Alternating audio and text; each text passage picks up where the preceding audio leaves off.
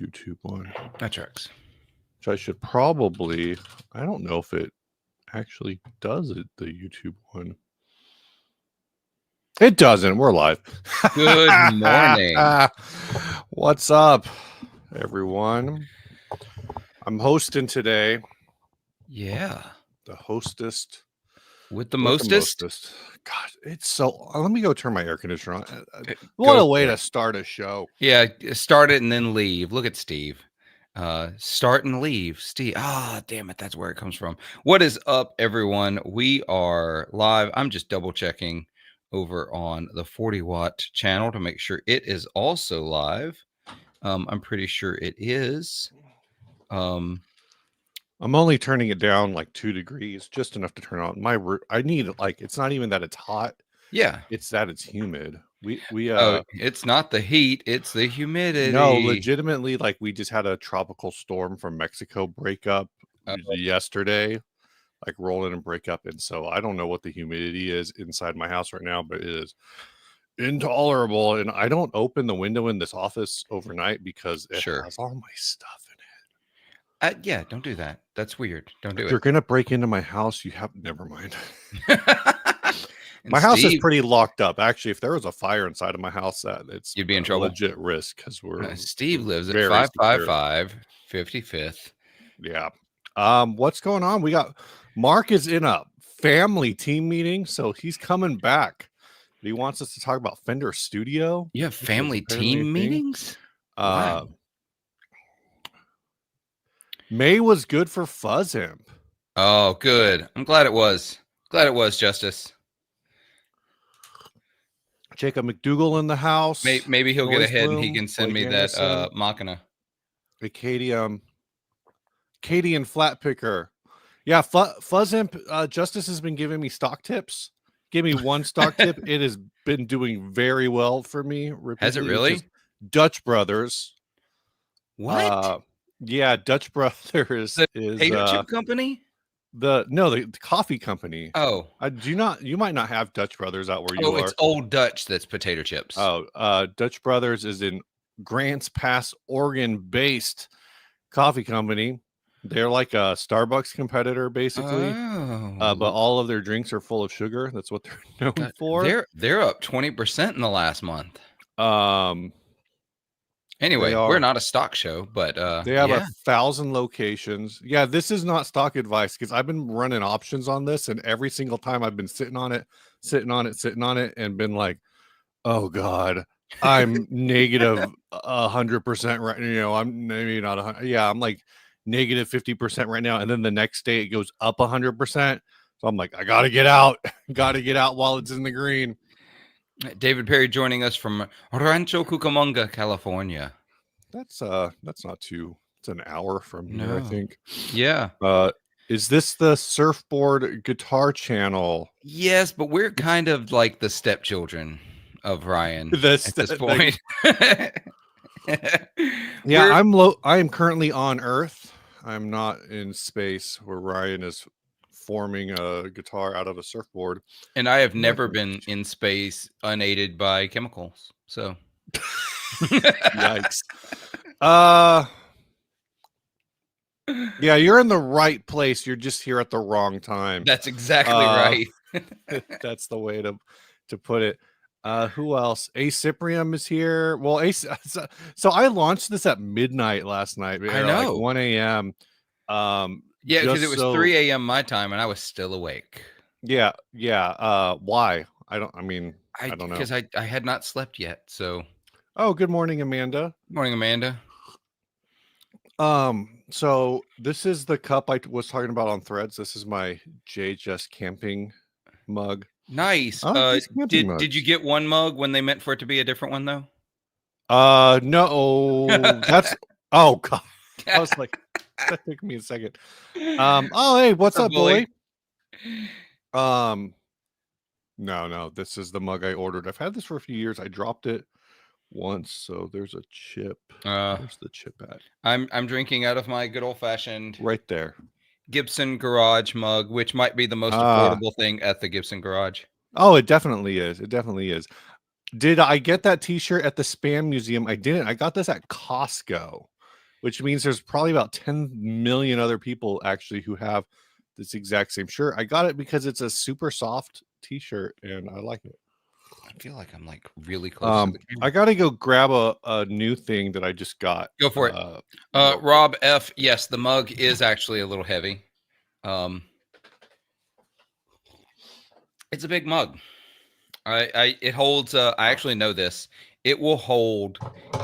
If you go to the brim, which I do not recommend, it goes to 16 ounces. Where's the Gibson garage from? Nashville. You get it from Nashville? Nashville, Tennessee, where I'm going to be in a couple of weeks. I guess we're just going to jump into it. You got anything new, man? I got a lot of new things. I'm not going to save them for Tuesday. Oh, awesome. I'll talk about a couple of things. I've sold a bunch of stuff, which I know is weird for me. I am actively trying to downsize the collection without like taking a complete and utter wash. You know what I mean? Because market selling right now is not the best time. But I sold my Helix, I sold my FRFR, and I sold a bunch of pedals. And I bought an Axe-FX. An Axe-FX, really? Like a rack unit, the Axe-FX 3. Why?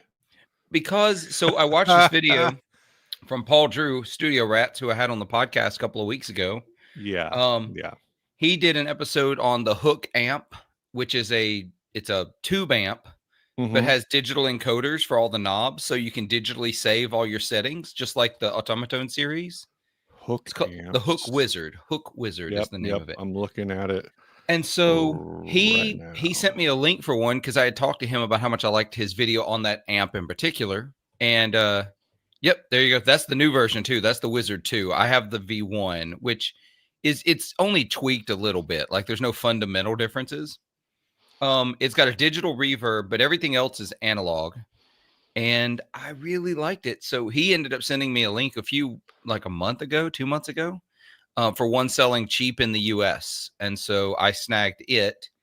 And I'm using the Axe-FX to do all of the effects into the hook. So it's a fully MIDI, fully programmable, silent solution. Because the Hook Wizard has IR loader. It has a load box. It'll do, XLR out, all those things. And the XLR out sounds better than my Captor X. So, yeah, I'm so glad, somebody revived the Fender Cybertwin idea from 20 years ago. Yeah, but that was a fully digital amp. This is an analog amp with digital controls. I'm just the motorized knob. So do you have it? Yeah, I have it. You have it there. Yeah, it's right up here. How's the knob feel? Because I know that was an issue with the Cybers. So when you go to turn it, you definitely don't get as free a movement as on a typical amp. But it feels very, very smooth. It's not like it doesn't feel gritty or anything like that, which I think was a Cybertwin issue. It's pretty smooth. When you turn it, you can definitely feel there's like tiny, tiny micro notches where it's settling in. Yeah. But it's very fine. So I've been really happy with it. It's 2-channel. It's got 2 voicings per channel. On the clean channel, it has a Fender voicing and it has a Vox voicing. On the dirty channel, it's got a vintage Marshall voice and a modern Marshall voice. Okay, cool. And can you also change those? Or are you only loading? No, you can only load IRs. No, you can change all of that. You can change all of it with the MIDI switching. So it's all saved into a preset. It's got 32 onboard presets. Gotcha. That you can save. Yeah, it's really good. And so it's got 3 volumes, right? Only 32, huh? Yeah, only 32. So it's got technically 3 volume knobs because it's got a gain knob, a volume, and then a master volume. And the only one that's not digitally controlled is the final master volume. So the idea is you level match all of your presets, and then you can use the final master depending on your situation where you're live, just turning all of them up or down equally. It's really, really smart. It's a Dutch amp, I think. I think I saw Paul Davids has a video on the same amp, and apparently the guy who builds them was his guitar instructor in music school. Oh, okay. They are in the Netherlands. Yes. Well, Paul David's also just did that. Is it De Cecilia? Yeah, I saw that video. Which is I realized that I totally misread. Yeah, it's Decilia. I totally misread what this was when this first was making the rounds on the internet like 3 or 4 months ago. Yeah. Because just to show folks what I'm talking about, it's this amplifier, the single 25 by Decilia. And it says the single 25 is a single-ended amplifier using a KT150 tube, a first in the world of electric guitar amplifiers. And the way I read this was the single 25 is a single-ended amplifier, a first in the world of electric guitar amplifiers, Man, you're using the only like KT150. 85 years late. So yeah, so I was like very confused. I was like, are they saying this is the first 25-watt single-ended amplifier? But I'm like, I don't think that's true because the AC30, I think technically is a It's single-ended it's it's amplifier. actually not. They like to The call it a the single-ended. AC30 isn't. It's a Okay, class A, but it is not single-ended. In order to be gotcha. single-ended, you must only use one power tube. Oh, I didn't know that. I didn't Yeah, realize you that was can't a rule. to the I best of my knowledge, I'm not an electrical engineer. But yeah, you can if you have more than one power tube, you can be class A, but you can't be single-ended. gotcha. Um, so the thing is, what's the first is using a KT150, which Yeah. is normally a hi-fi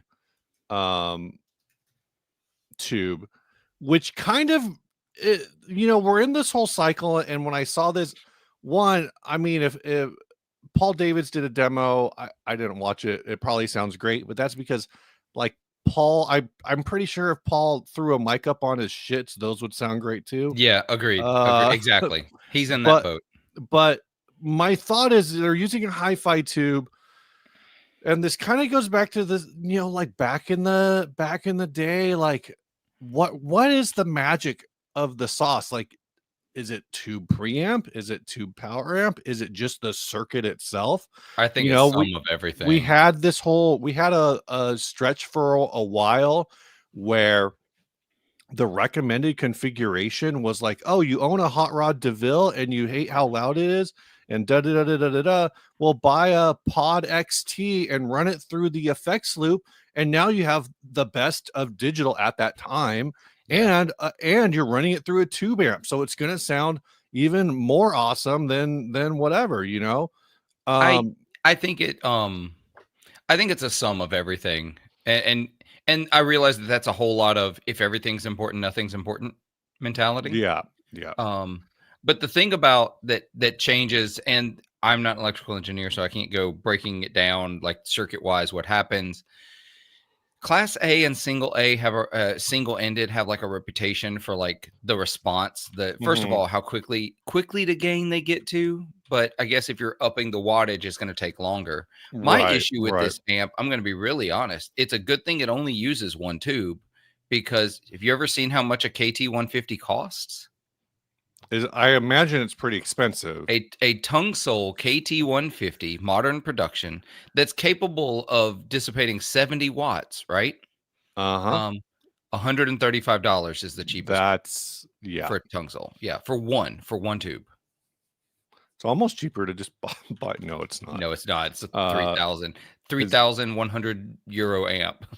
Yeah, 3560 US.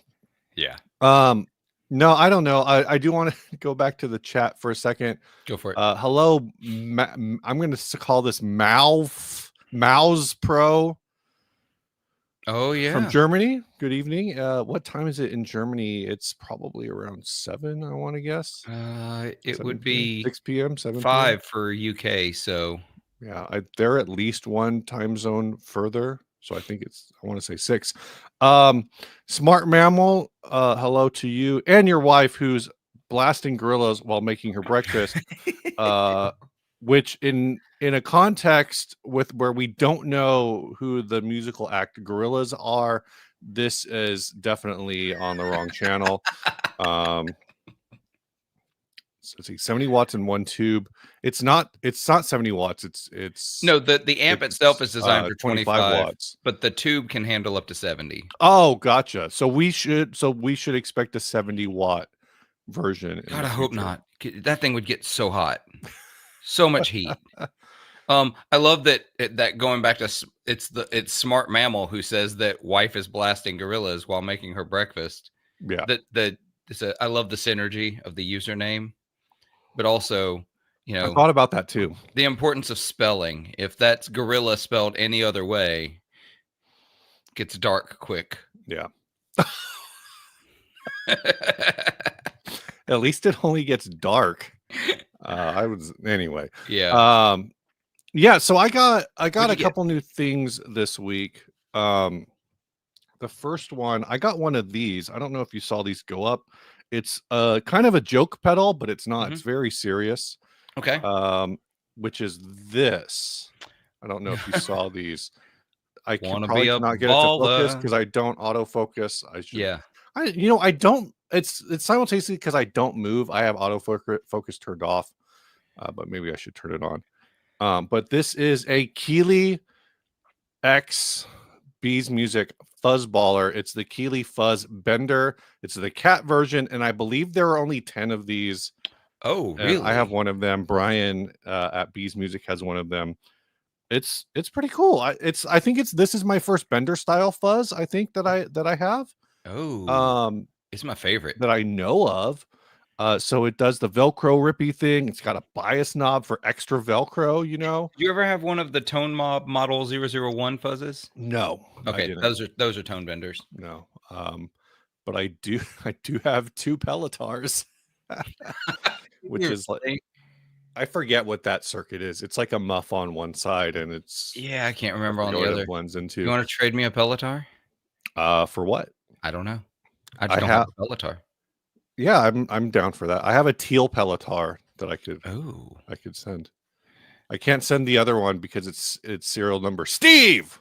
Oh yeah, you can't move that one. But I actually got both, so I could have one normal one and one germanium one. But even my germanium one is weird because it's germanium with spare parts. Oh, gotcha. Spare parts germanium. So I've had both of the Tone Mob circuits too, the germanium and the silicon. So it's actually, you talked about this on your episode this week a little bit with Zach. How people always talk about this whole thing with, why is that pedal $150? Like, I can get the enclosure for $6 and I can get the rest of the parts for another $25 or whatever. Because as Zach very much rightly pointed out, the enclosure is the most expensive part of your pedal. Depending on where you're sourcing, I could probably argue that like the PCB might be more expensive. So because I have some insight into that, because I talk to a lot of pedal builders, and you do too, but I've really specifically been talking about PCB price.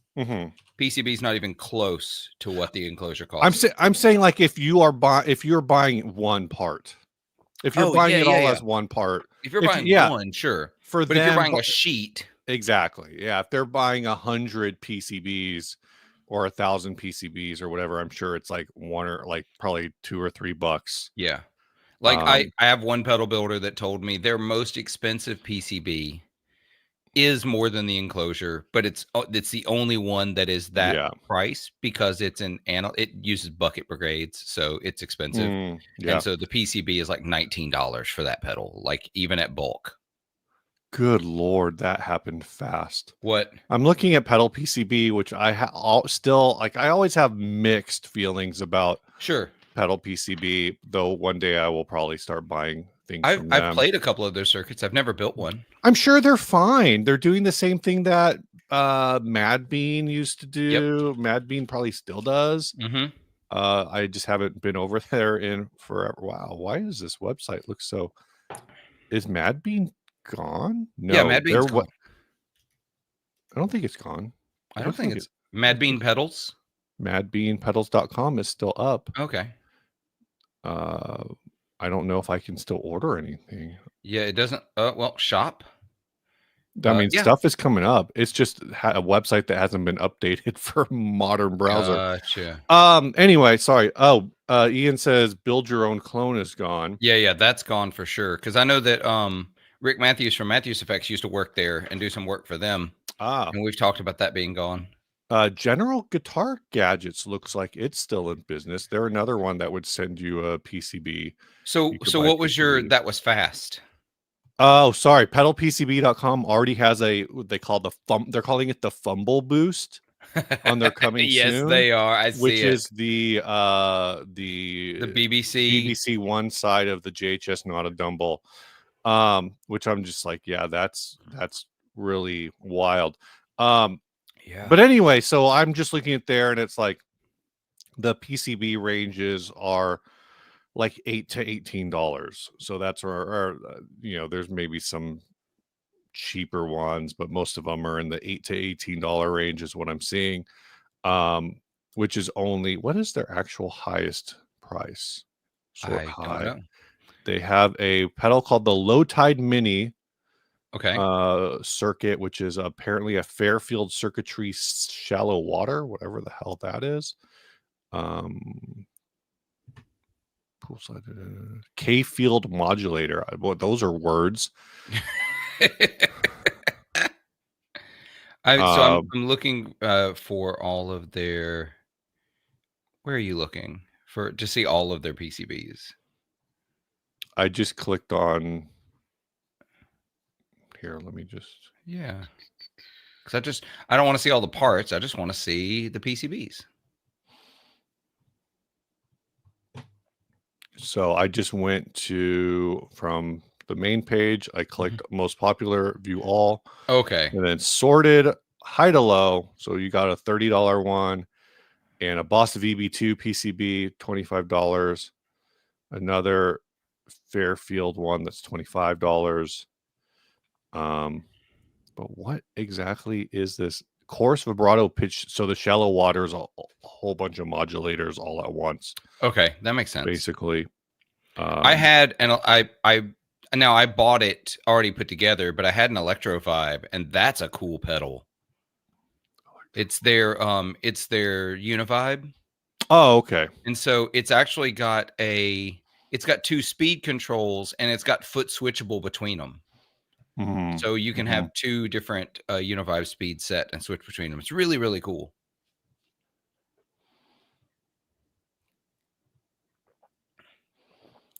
I forgot to change the background before we started. It's going to bother me the entire time.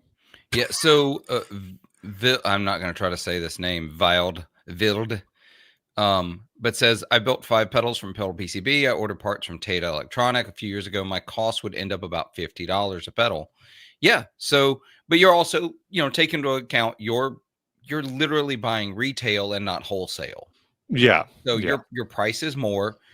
What I'm ultimately saying is that yes, some pedals, especially already established circuits, that they're just copying. Let's be honest. Yeah. You can probably get your parts down to $30-$40, like at most, right? And I don't really have an issue with Pedal PCB directly. It's more there's a company called Minimal. I hate that. I think it's called Minimal Pedals. I don't know if they're still around. Probably are. Yep, they're on Instagram called Minimal Pedal, and it's one guy having fun making pedal, handmade one by one, and they're all. We've talked about the. I know we've actually talked about them before, and again, I kind of hate giving them any press, but they're all these kinds of things, and this is the Minimal Pedal Model K gold with ox blood knobs, and unless something's changed, there's no gut shot. Here's a gut shot. This is a pedalpcb.com PCB. Now this is from 39 weeks ago, so maybe they're not around anymore. Yeah. Followed by 40 Watt Podcast. Yeah, I follow. But so they're really clean. They're probably very well built, but I just kind of like bristle at the idea that you kind of and kind of torn on this because I've had this thought bouncing around in my head thinking about some of this. Where do you draw the line between you are a hobbyist making pedals in your garage versus you are a company making pedals in your garage? I think, well, there's a couple of lines of thinking here. So it diverges really fast, right? Mm-hmm. Once you start, and y'all come at me if you don't agree, that's fine. I think once you start tweaking those circuits and they're not the original, because in the grandest of guitar pedals, before you get into like the Strymons and the Chase Bliss and the Maris of the world, right? Yeah. Before you get to those, but of the regular old analog and even some digital circuits, we're talking pretty low bar electronics, right? Like Sure. it's Yeah. really simple electronics. But I mean, once you don't tell start me that because I have a ring mod and a tremolo on the shelf behind me that I tried to build like a decade ago, and neither they of don't them work correctly, and I haven't had the chance to, to try to troubleshoot them. I've done a couple of builds and I've breadboarded some stuff, and Yeah. it's low bar electronics. If I can do it, anybody can do it. But if you're just copying a circuit, I don't care if you put it in a brand new branded case. Mm-hmm. You're a hobbyist who's cashing in on other people's hard work. Yeah, that's kind of, and I think maybe where I would even draw something that's changed in the last like 20 years, and I'm sure some folks do it one way or another. I would almost say if you are buying your own PCBs, if you, and I'm sure there's a lot of nuance on this. Michael Krause say, is it volume of sales? Is it years in business? Ian Johnson, once you keep a stock of built pedals or take orders from people, not friends and family. But I don't know. This live stream is a low bar. I don't know. This is where I think this is where I'm at. 95% of pedals are either clones or itty bitty mods of clones. Yes. I think that like whatever that line is between clones and mods of clones, that's a big part of, in my mind, like, are you a real brand or are you a guy just building things in your garage? I think the problem that I have with something like minimal pedals is now they're unmodded. They're just the populated pedal PCB. Yeah. I actually vaguely recall pedal PCB, I think, used to have a thing on their site that said something about like, if you want to buy these for commercial use, please contact us or whatever. Yep. Because the idea was that these were things for people to build. And I don't have a problem with people saying like, oh, I bought pedal PCB because I want to just build this stuff for myself. I don't want to pay, $200 or whatever for whatever pedal. I'm just going to build it in my spare time and I'll, eat my own labor costs. But I don't have a problem with that. It's more when it turns into a commercial venture. But at the same time, I've had this idea floating around in my head about, I feel like there's a thing that's missing where where kind of this old internet mindset of, I say old internet, like, again, maybe 15, 20 years ago. I'm sure places like DIY stomp boxes and whatnot probably still have a lot of this going where, if you want to get a really unique tube screamer, you can probably go on DIY stomp boxes and find, fledgling garage brands. Oh, sure. Not garage bands, but garage brands who will build you the coolest tube screamer ever. I'm going to go grab something actually to kind of illustrate this point. I'm going to go grab something off my shelf real quick. I'll mention while he's grabbing something off his shelf. I don't have a problem with like pedal PCB and building stuff, but I just don't know that you're being original if all you're doing is building those. I think I got this pedal in I don't know, 2004, maybe 2000 something, somewhere back then. I can probably figure it out. But this is called the Lil Eagle. It's from a short-lived company called SBN Pedals. I almost feel like if you need a logo to be a Well, company. yeah. I wish I had a screwdriver in here so I could pop this open, because I don't remember. I think this is the guy who made these was getting his own PCBs made, but some of the pedals that he was selling were actually done on either Vero or Stripboard. Which again, I think is, even if it's a part, there used to be these websites. I don't remember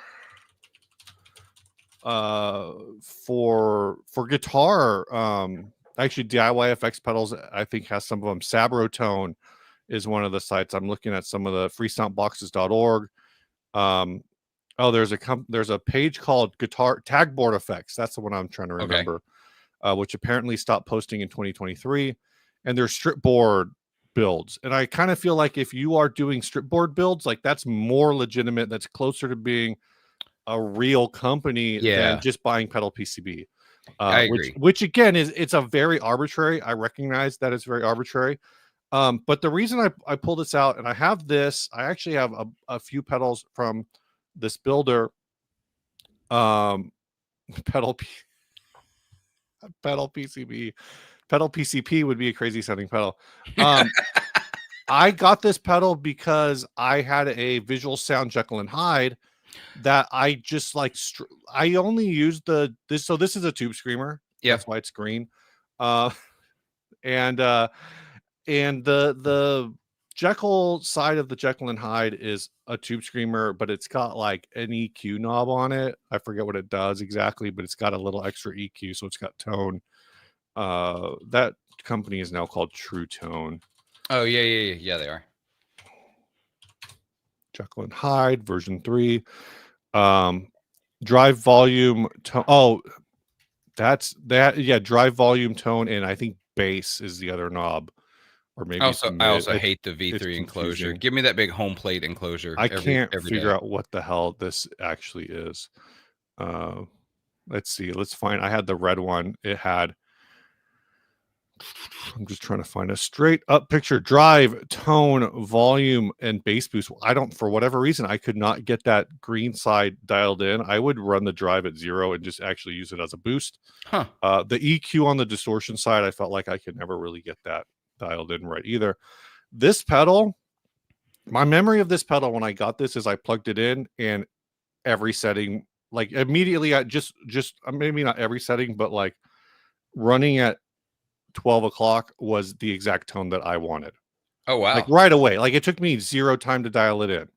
And so again, really good build. The op amp is socketed, and Eric, the guy who was building these, sent me 2 or 3 other op amps. So I don't know what's in here right now, but I was actually using the Burr Brown op amp for that little extra headroom and cleanliness, and a little less mid for a while. But the point being is brands like that kind of popped up on forums like the Gear page, and this was actually from one called christianguitar.org, which was like the premier praise and worship web forum, back in the early 2000s. And they're one of the places that got killed when I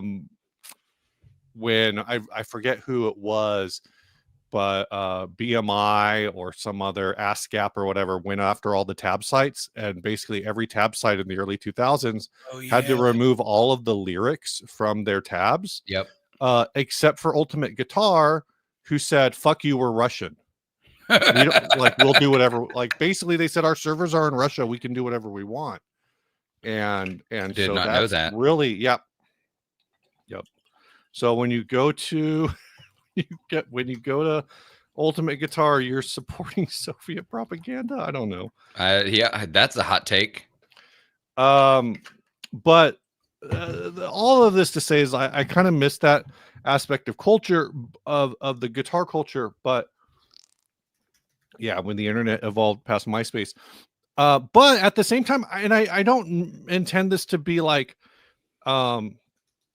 a negative. This isn't a neg Yeah. on any of these brands, but I again, let me grab a few things. This is show and tell, I guess.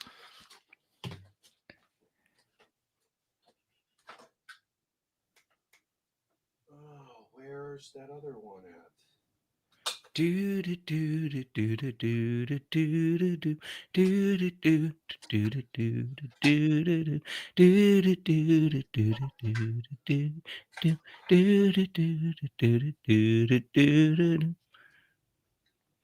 not doing the Roger part. Look at him grabbing all the stuff. Let's all. What we have here is a wild Steve in his natural habitat. You see as he ponders his selection. Ooh, he has found his prey. Leaps in for the kill. Ah, the sweet, sweet smell of victory. So I do see this kind of cropping back up in the community a little bit. Yeah. Where Olga, yeah, Olga is another one of them. But I think of brands. Where do I want to start? Well, because he's in the chat right now, I'll start. I think of brands like Fuzzimp. Yeah. And maybe to some extent, Summer School Electronics.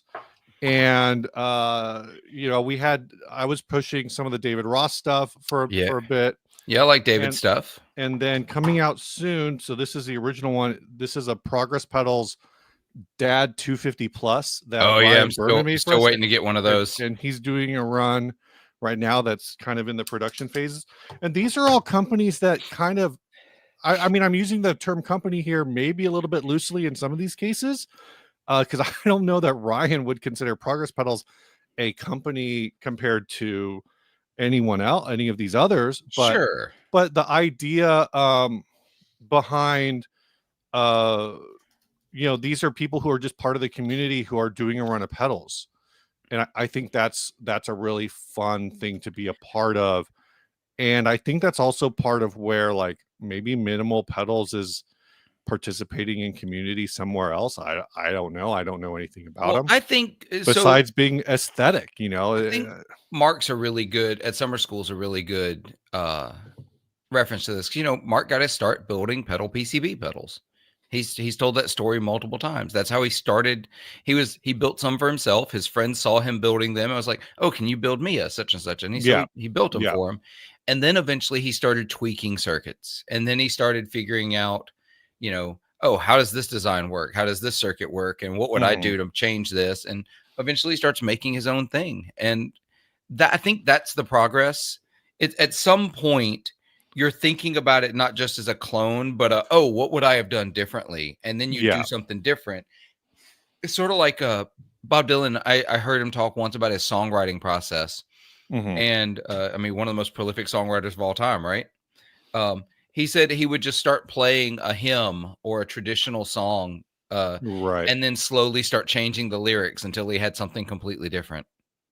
Yeah, and I mean, I think that's at its core, you know, that's what in my mind is part of probably why I don't think of people who would just, oh, I'm going to slap a pedal PCB into a 125, even though like there probably is, like, there's probably a lot of people who are like, yeah, I buy the pedal PCB board, but actually I don't follow their instruction set, you know, line by line. I'm swapping this and swapping that and whatever.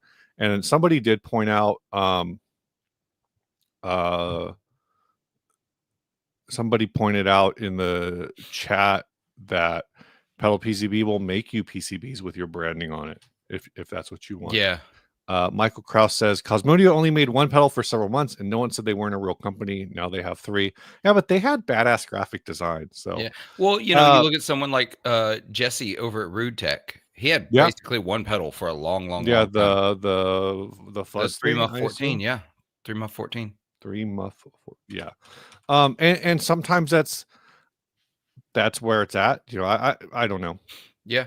Or you think about someone like the Noble preamp, not Nobles that makes the ODR1. I'm more familiar with the Noble preamp than the base preamp with Nobles. I think that's the only thing they make. It is Noble Amplifier company, and their wait list is what, 18 months? Yeah, now?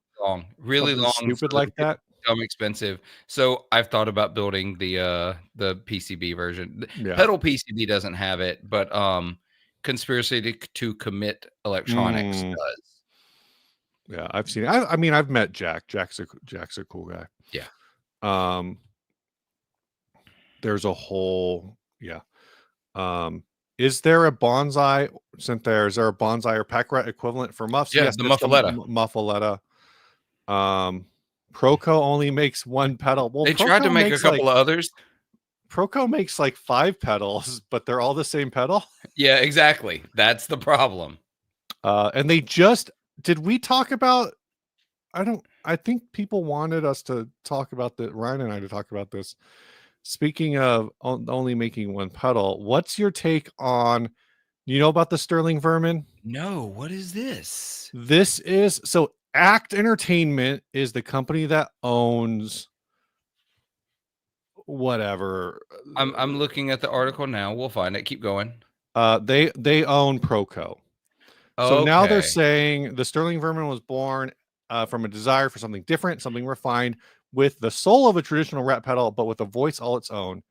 Blah, blah, blah, blah, blah. They're made in Jackson, Missouri headquarters, which is where ACT or ACT is headquartered. But people are already pointing out, like, well, if it's not being made in the Proco facility, then what the hell? It features an LM741 op amp, pair of selectable clipping diodes, so you can switch between the traditional rat silicon diode or the BAT 41 It's diode. $350. $350 CTS pots. So the whole thing, the whole idea here is that it's like a rat with a bunch of high-end parts in a polished stainless steel container. But the feedback that I've seen people make on it has kind of just been like, no, we just want a big box rat. Just bring back. I can't get over the fact they want me to pay $350 for a rat. Yeah. Yeah. How much is a rat 2 right now? I can it's got to be like $70. Log in to see price. So So this is a whole thing actually, and I can't even see the price on here because you have to log in, and I'm not going to create like if I have to. Proco Rat 2 on Sweetwater, although they're back ordered, is $68.88. Yeah. So the Sterling Vermin is such a weird, I don't know.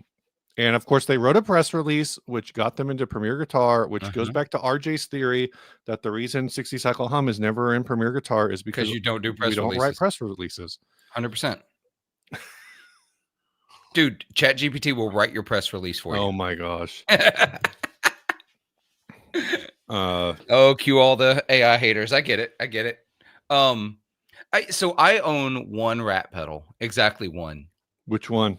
I own the Mooski, like, oh, okay, super rat. It's like 3 different rat circuits in one. It cost me $15 used in a Guitar Center, and you know what? It sounds like a rat. Actually, sounds like 3 rats. It's really good. Regarding the Muffaletta, it looks so old. Josh looks like a baby. Yeah, we've made a video for it.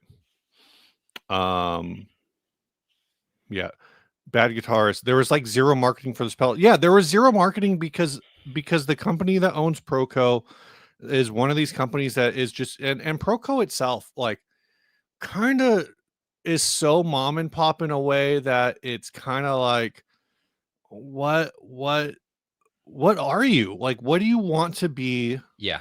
Who do you think you are? But ACT itself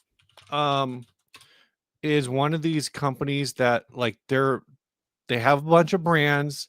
They are ultimately, I think, way more focused on being a cable company and a live sound company. And when buying Proco, they just also got the rat. But they own Ultimate Support, like the speaker stand company. Oh, yeah. Okay, and they own Rapco Horizon, which is a cable company, and they own Lava Cable, which is another cable company. They own Avid, which is interesting. Oh, really? Proco owns Avid? Avid, yeah, the live sound company. Weird. Rat Distortion is actually kind of its own brand now. They're not, even though we still call them, you know, and it still has the Proco labeling. It's actually been treated as its own. It's almost like, I feel like there's a pedal equivalent to it. Another company that did this, but I don't remember who. I might just be thinking of beer. Yeah, the Rat Conversation, someone who just taught song 2 by Blur. So I'm still stuck on this because I pulled up the page for the Noble preamp. Yeah, It's yeah. an 11-month wait list. 11 months, 48 weeks. But you could skip to the front of the line for $940 extra. Vildajuga Act is out of Missouri. Yeah, Proco is like the outsider art. Some of their Rat derivatives are so bad. Oh, 100%. 100%. Ryan put it out to me that I should start selling off pedals to buy a vintage Rat, and then I priced a vintage Rat. Oh, yeah. And I don't know if I want to commit. Why would you get a vintage Rat? $800 to Why a would you vintage do that Rat. when you have a woodcutter, though? Because a woodcutter is great. I have 2 woodcutters now. Oh, yeah, that's right. You do. And I don't have one anymore. Oh, did you sell that one recently? I sold it, I don't know, 6 months ago. I've been selling things on Reverb. I sold what did I sell? I sold my Tim V3. Yeah. That one was sad because I lost $100 on it. Oof. Yeah, I'm glad I got rid of mine when I did. I feel like the Paul Cochran, Tim hype is down, way down. Yeah. No, it definitely is. The Timmy's still a great pedal, which is why I don't feel that bad about selling the Tim. Because the boost side of the Tim, I just wasn't doing much for me. The most surprising thing that I got to sell, so I sold that. I sold something else for more money. Oh, I sold the UA Golden. We talked about that offline a little bit. I sold the MXR Super Badass Distortion that I just got because it's I don't really need distortion pedals. Let's be honest. If you got a Rat, you're fine. I have like 5 Rats. There you go. I have 2 woodcutters. I have the Drat. I've got what other woodcutter? What other Rats do I have? I have the Pep Rally Science, whatever. That's got a science fair. It's got a Rat side. That's right. I do have a couple that I didn't even think about those. I have a couple of the Summer School Electronics with the Rat inside of them because I have the Steve's away, but I have the I've got this crusty ass piece of shit. Man, I've owned at least 3 of those and gotten rid of them every time. This is this is an old, like, this one's been back to Proco for repairs. Wow. That's how old it is. I've repaired a couple of them in the past.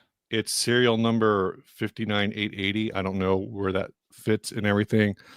But it's an LM308 Rat 2 glow in the dark.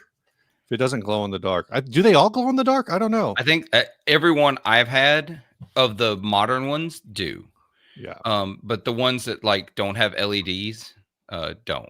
They don't. Yeah. So, but the idea is to like, so there was a big box reissue in the 90s that you can get for like $300 still. Yep. But the idea of getting like a vintage big, like an 80s big box, again, those are like $800. Ooh, here's a early 90s reissue big box Rat for $190. Yeah, that's what I'm saying. Like the 90s reissues, you can get pretty. I feel like I've got another Rat, but oh, I got a 1981. Obviously, I got a DRV. Oh, which is radish. I like to think of that one as more, it's like built on the Rat, because I don't think of that pedal as being as ratty as other Rats that I own. I'm trying to find a non-reissue big box Rat. Where's a vintage one? On Reverb, you just have to sort them from high to low.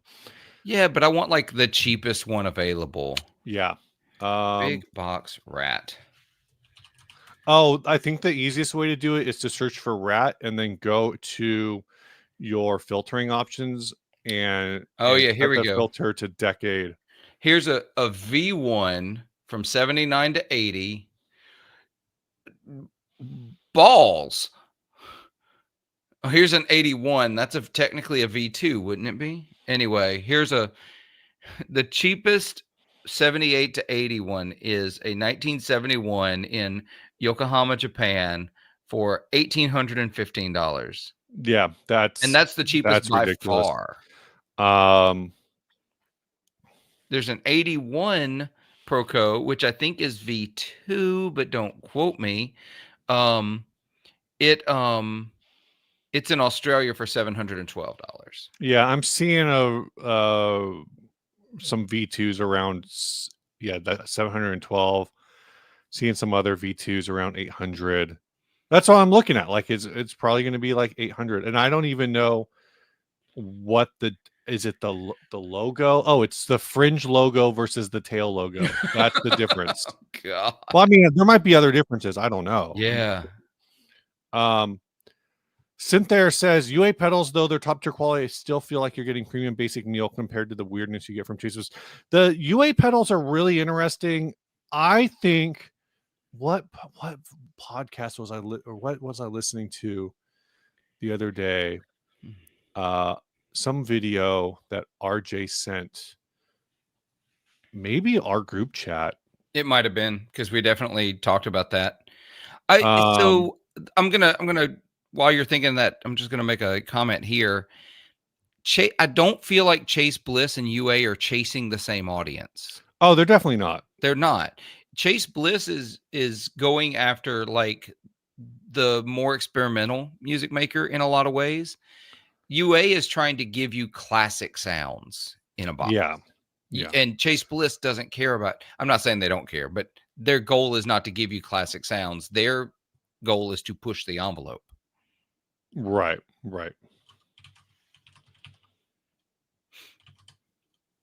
So, Mr. Anderson, yeah, so both the V1, the V2, and I think the 90s reissues all have the LM308. So it's not just about that, it's about rarity too.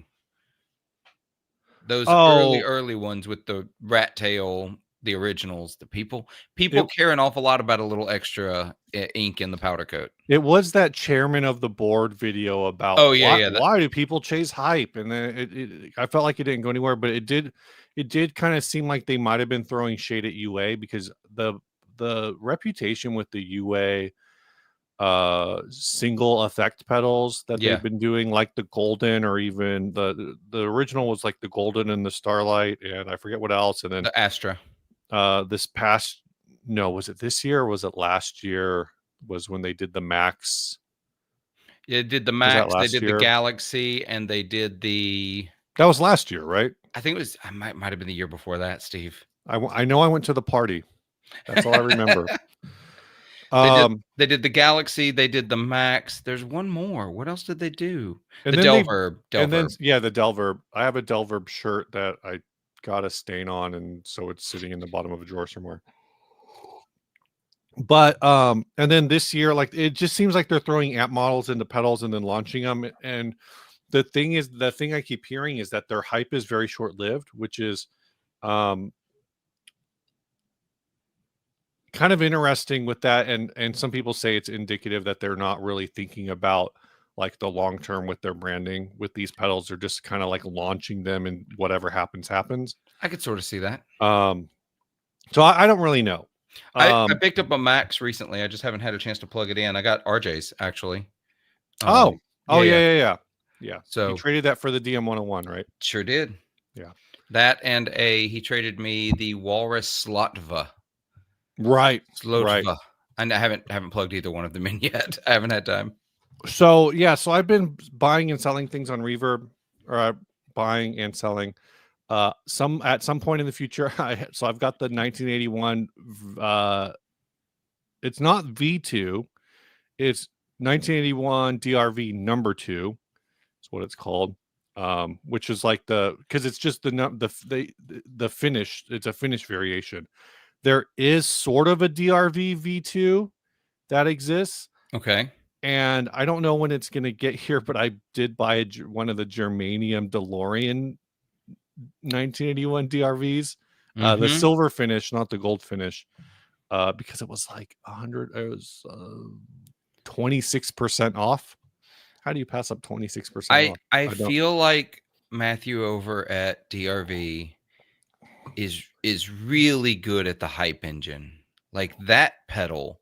The fact that he has existed, I mean, he has an extra one now, but the fact that his entire company existed to put out cosmetic versions, like cosmetic changes to Oh that yeah, pedal, yeah, like wild, and it worked. yeah.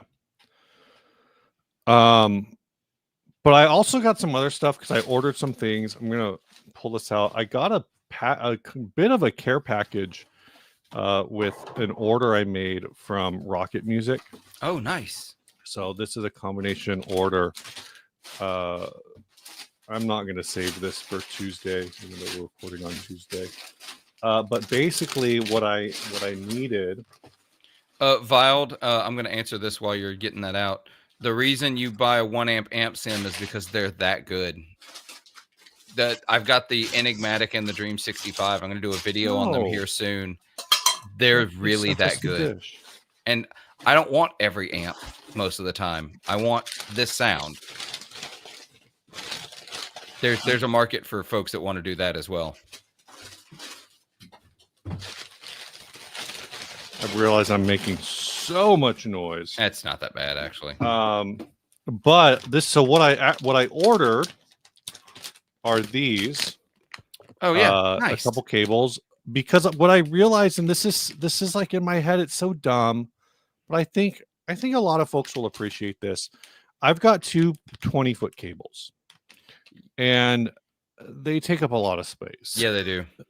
For all of my things being in this corner behind me, I literally need a cable that will go from the input of the rev amp that I'm pointing at down to the corner that is hidden by my shoulder, which is the end of my pedal chain. Yeah. Which is maybe about 3 feet. So 20-foot cable, massive overkill. And so what I have in here is, I think the purple cable is a 6-foot cable. Right. It's a right straight. And then there's the black sparkle cable. They're very pretty. They are very pretty. So it's purple Tech Flex wrap, and then the green Flex. So there's a green and black. And this one's a 12-footer, so it gives me a little bit of room, so I can like sit over here and plug in wherever. And the idea primarily with this one is I want to just plug this into the amp and leave it plugged in all the time. You're never gonna and I tried to deal it with the 20-foot, and it was just a friggin' rat's nest. Yeah. Speaking of rats. So the other things that were sent are a pair of these that were set giant knobs, but what these are, and Haley actually sent us these as well, which I wasn't expecting. These are cat dishes. That's awesome. So it's a knob cat dish combo. And then the other thing, because I think I posted a picture of them, and I won't use all of these, but I'll use a few of them, and then maybe I'll find some folks to send the rest to. She sent me a bunch of these 3D printed pedals. Yes, I love those. Right. But here's the thing, 3D printed pedal, that little backing right there. Yeah. That's to install tiny pedals on your Crocs. Oh my gosh. So I got a pair that are like my yard shoes, legitimately, like they just are for when I go in the yard. I love that. I need some magnets. I need little pedal magnets. Yeah. So this is the only thing I have like that. I have the pick toilet. The pick toilet. So I've got a couple other. I've got one other thing on order that's supposed to be here Monday, but I'm going to save that for recording on Tuesday. Sure. Yeah, you got a lot of stuff to do. What else? Oh, the wildest thing I sold on Reverb, real quick. Oh yeah. I can't believe this sold. This was a throw it at the wall and see what sticks. So I have sold. I sold the Tim. I sold the Golden. Those were the Mhm. two big. I sold the Super Badass, which I mentioned before. And then I sold I sold a Soundbrenner Pulse, which I can't believe it sold, but it sold. Do you remember the Soundburner Pulse? It's the wearable The watch metronome. metronome, yeah. Yeah, I knew that sounded familiar. Joe Branton was hyping them so hard for a while. We tried to work with them. They sent us a Pulse, and they sent us, I think, whatever the newer thing was at that time. Uh-huh. But the one that they sent Ryan was like, it wasn't even like, I wouldn't even call it B stock. It was scratch and dent. Oh. So he messaged him back, and I don't think he ever made a video for it. Maybe, I don't think he did, because they sent him like a scratch and dent thing, and it was, the experience was just very odd with them. But yeah, it's not even, I wasn't even a watch. It's just the pulse. Yeah. It doesn't even do time. Yeah, that's all it does. It's a metronome. So, let's see. I got really hyped on buying a Brothers AM, but I'm too impatient to pre-order stuff and end up with a Mythos Herculean Deluxe. Great pedal. Great pedal. I used to leave a 50-foot coiled on a hose holder in the back of my JC120 with my 10x10. No.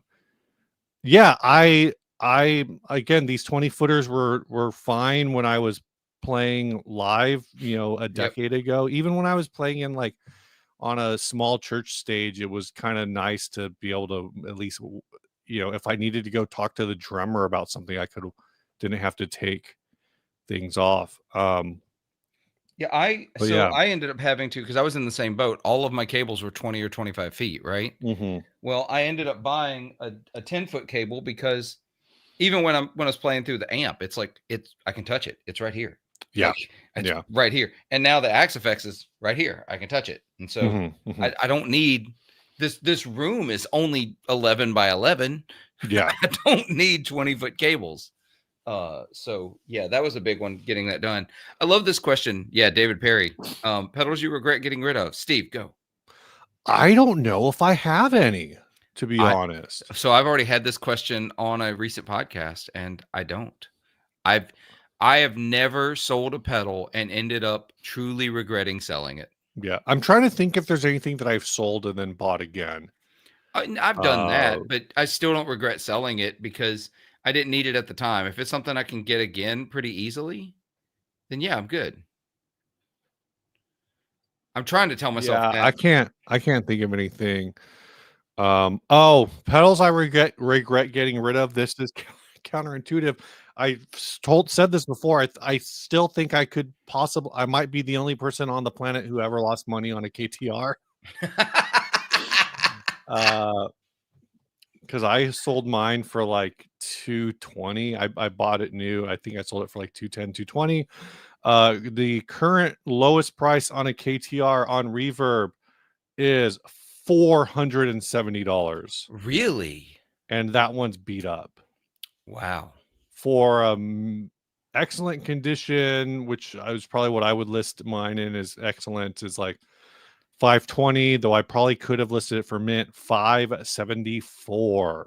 But I lost money on mine because I'm an idiot. That sucks.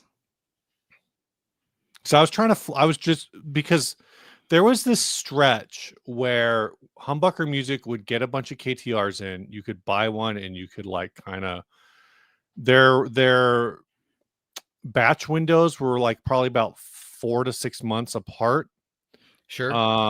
So you could buy, and I wanted to try it out, but I was like, yeah, if I don't really love it, then I'll just sell it, and make a little bit of money on it with it. Yeah, Richard F. Exactly. I bought high. I was buying high, selling low. But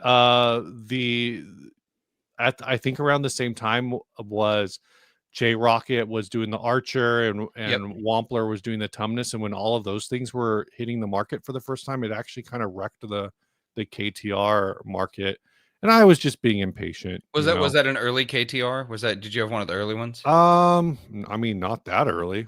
Because if it was one of the early ones, J Rocket was making those. Oh, it might have been during that era. I don't exactly remember. Or it might have I been don't know right exactly after. when J Rocket stopped making the KTRs, but the early ones, the first ones, for however many, up to whatever that number is, they were the ones making them. Yeah. Next week, Steve loses money on a KOT. Yeah. No, I don't have a King of Tone. I do. I only have a Brothers AM. I sold my Brothers. Brothers or the Brothers AM? AM. I sold my Brothers AM. I did the video on them, and then I gigged them both on the same pedal board so I could go back and forth between them. Mm-hmm. That lower mids thing that the KOT does that the Brothers doesn't do, I needed it. Gotcha. And so, yeah. So the King of Tone is still my favorite overdrive. I did really, really like the Brothers AM, but I didn't need it when I had the King of Tone and a treble booster already. Sorry, Andrew. Basil Tiffany says y'all swap frame sides. Did we swap frame sides? I don't know. Maybe from what we usually are. I don't know. Is it because of hosting? Yeah, I think so. I think it's all about hosting. I don't know. I don't think. Can I switch these? Can I switch them back? My problem right now is that I have so many pedals. Oh, look, that's better. That's okay. Yeah. Now you're right in front of me instead of off to the side. My problem is I have so many pedals from friends, selling pedals my friends made feels like betrayal. I mean, that's a problem that I run into, and the other problem is that I do like the collectorable sort of thing. It's like I've got 13, I think, Caroline pedals. I've got 9 big ear pedals or whatever, and these are things where I'm like, we kind of built brand boards. Yeah, see, that's fun, and I enjoy that. I am one of those. I know that my tick, so to speak, is that when I have something, I feel like I should have all of something. Like if I have one pedal by a company, there's an itch to have every pedal that company makes. And I have to quelch that really fast. Well, it's a good thing you don't feel that way about Boss. Oh, no, definitely not. I did think about at one point buying like every pedal like all the expensive ones, of course, like everything they made before a certain year. There was a time when I thought about collecting all of the 9 series Ibanez pedals. Luckily, my buddy Kyle, patron of the podcast, did that for me, so I could say, look, somebody did it. I don't have to do that. Excuse me. Do I have any Boss pedals right now? Vil Jugga says I have 14 Boss pedals. Yeah, I saw that. I'm like, do I own 1? I own 3, I think. I have a DS1. I still have my old DD5. And I have a TU2. I think I just and I have a RC, one of the RCs. I'm not sure. Oh yeah. Boss. I think I traded my last Boss pedal to RJ. I think I have the RC2 looper. I do have like 20 Mythos pedals though. Yeah, this is pedal acquisition syndrome. It's a problem. Anyway, man, you've been playing out? Man, I've been gigging a lot lately, actually. I had a gig this weekend. I had 2 gigs last weekend. I think I had 2 gigs the weekend before that. I'm just, so there's this band, cover band, party band, a lot of fun to play with. It does a mix of like country and a bunch of other stuff. They do that thing where they like medley like 15 songs into one kind of thing. And it's a lot of fun, and I've been doing that, and it's just a good way to get out and play and make some extra gear money, really is all that's happening. But it's wild as much as I've been playing lately. I like it.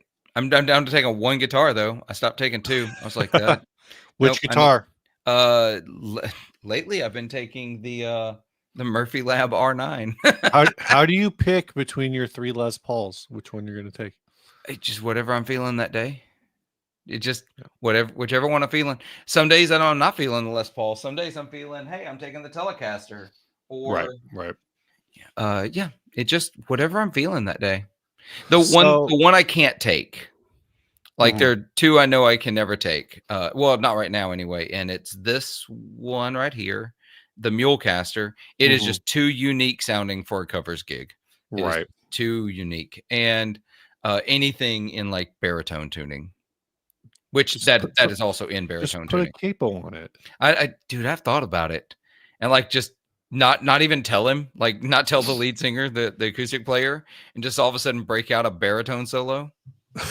Yeah, you just drop it down. Yep, drop it down. Um, I wanna hit this, Hetul Hetul? I don't Oh, know. Uh, I need to go to the Phil McKnight School of Pronouncing Usernames. Uh, pedal. Heddle. Yeah, it's probably Heddle. Sorry if this is unrelated, but I really want to know what picks you guys use. A few takes about picks in general. So the pick I've been I just dumped a box of picks out. pulling out because it's on a shelf for me is just a gravity pick. Okay. Um, I don't remember because it's the gravity. It's the JHS gravity pick, which I think is a gravity classic. I Yes. want to say it's 2 millimeters, but I don't really remember. Um, but the brand that I push, if I would say there's a brand that I push, and I'm trying to find the ones that I actually use, which my pick, I have a one of these guys that I keep picks in, and this one says it only goes to 11. Um, Yeah, I'm going through mine here. Oh, this is such a stupid thing. Like, why do I have this many picks? Why? why? Why? Why? This is a really nice pick. This is the Buddy Blue signature pick from Oh Honey yeah, Picks. from Honey Picks. And this is probably this little blue honey pick. Yeah, I should really turn autofocus on. Yeah, you should. That's the one that I use the most when I'm thinking about using picks. But like I said, I've been using the JHS gravity pick because it's just sitting on a shelf. I got you. And Let but me go grab my if I other. lost that one, I'd start when I'm thinking about like, oh, I really need to yeah, exactly. I use the JHS Gravity because it came free fitty with my flight delay. I use the JHS Gravity because I grabbed like a 10 of them at a NAM, a bunch of years ago. I'm gonna go grab my pick 10 that I actually gig with. Go grab your pick 10 that you Yeah, actually grab gig it. with. But I really recommend Honey Picks.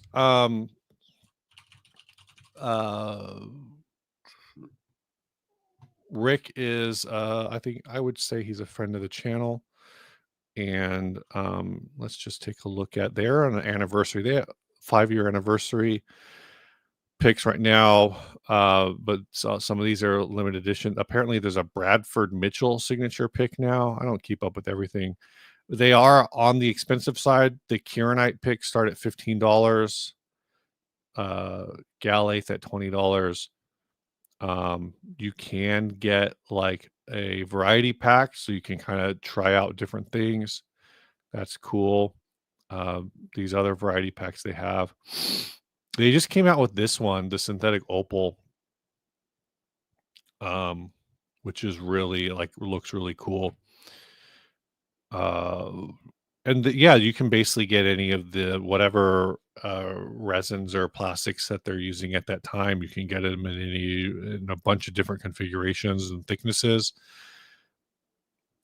So that would be my recommendation if you're just looking for things to check out. And they have in a bunch of different materials. Apparently this Torlon, it kind of says like what's it supposed to be similar to. I recently got these Peak ones. This Peak material is really slick. It's very durable. It kind of gives like a Dunlop Prime, I think was their line. It's a very like a really smooth plastic feel. So yeah, looking at, is it the Stash? Is that what I ordered? No.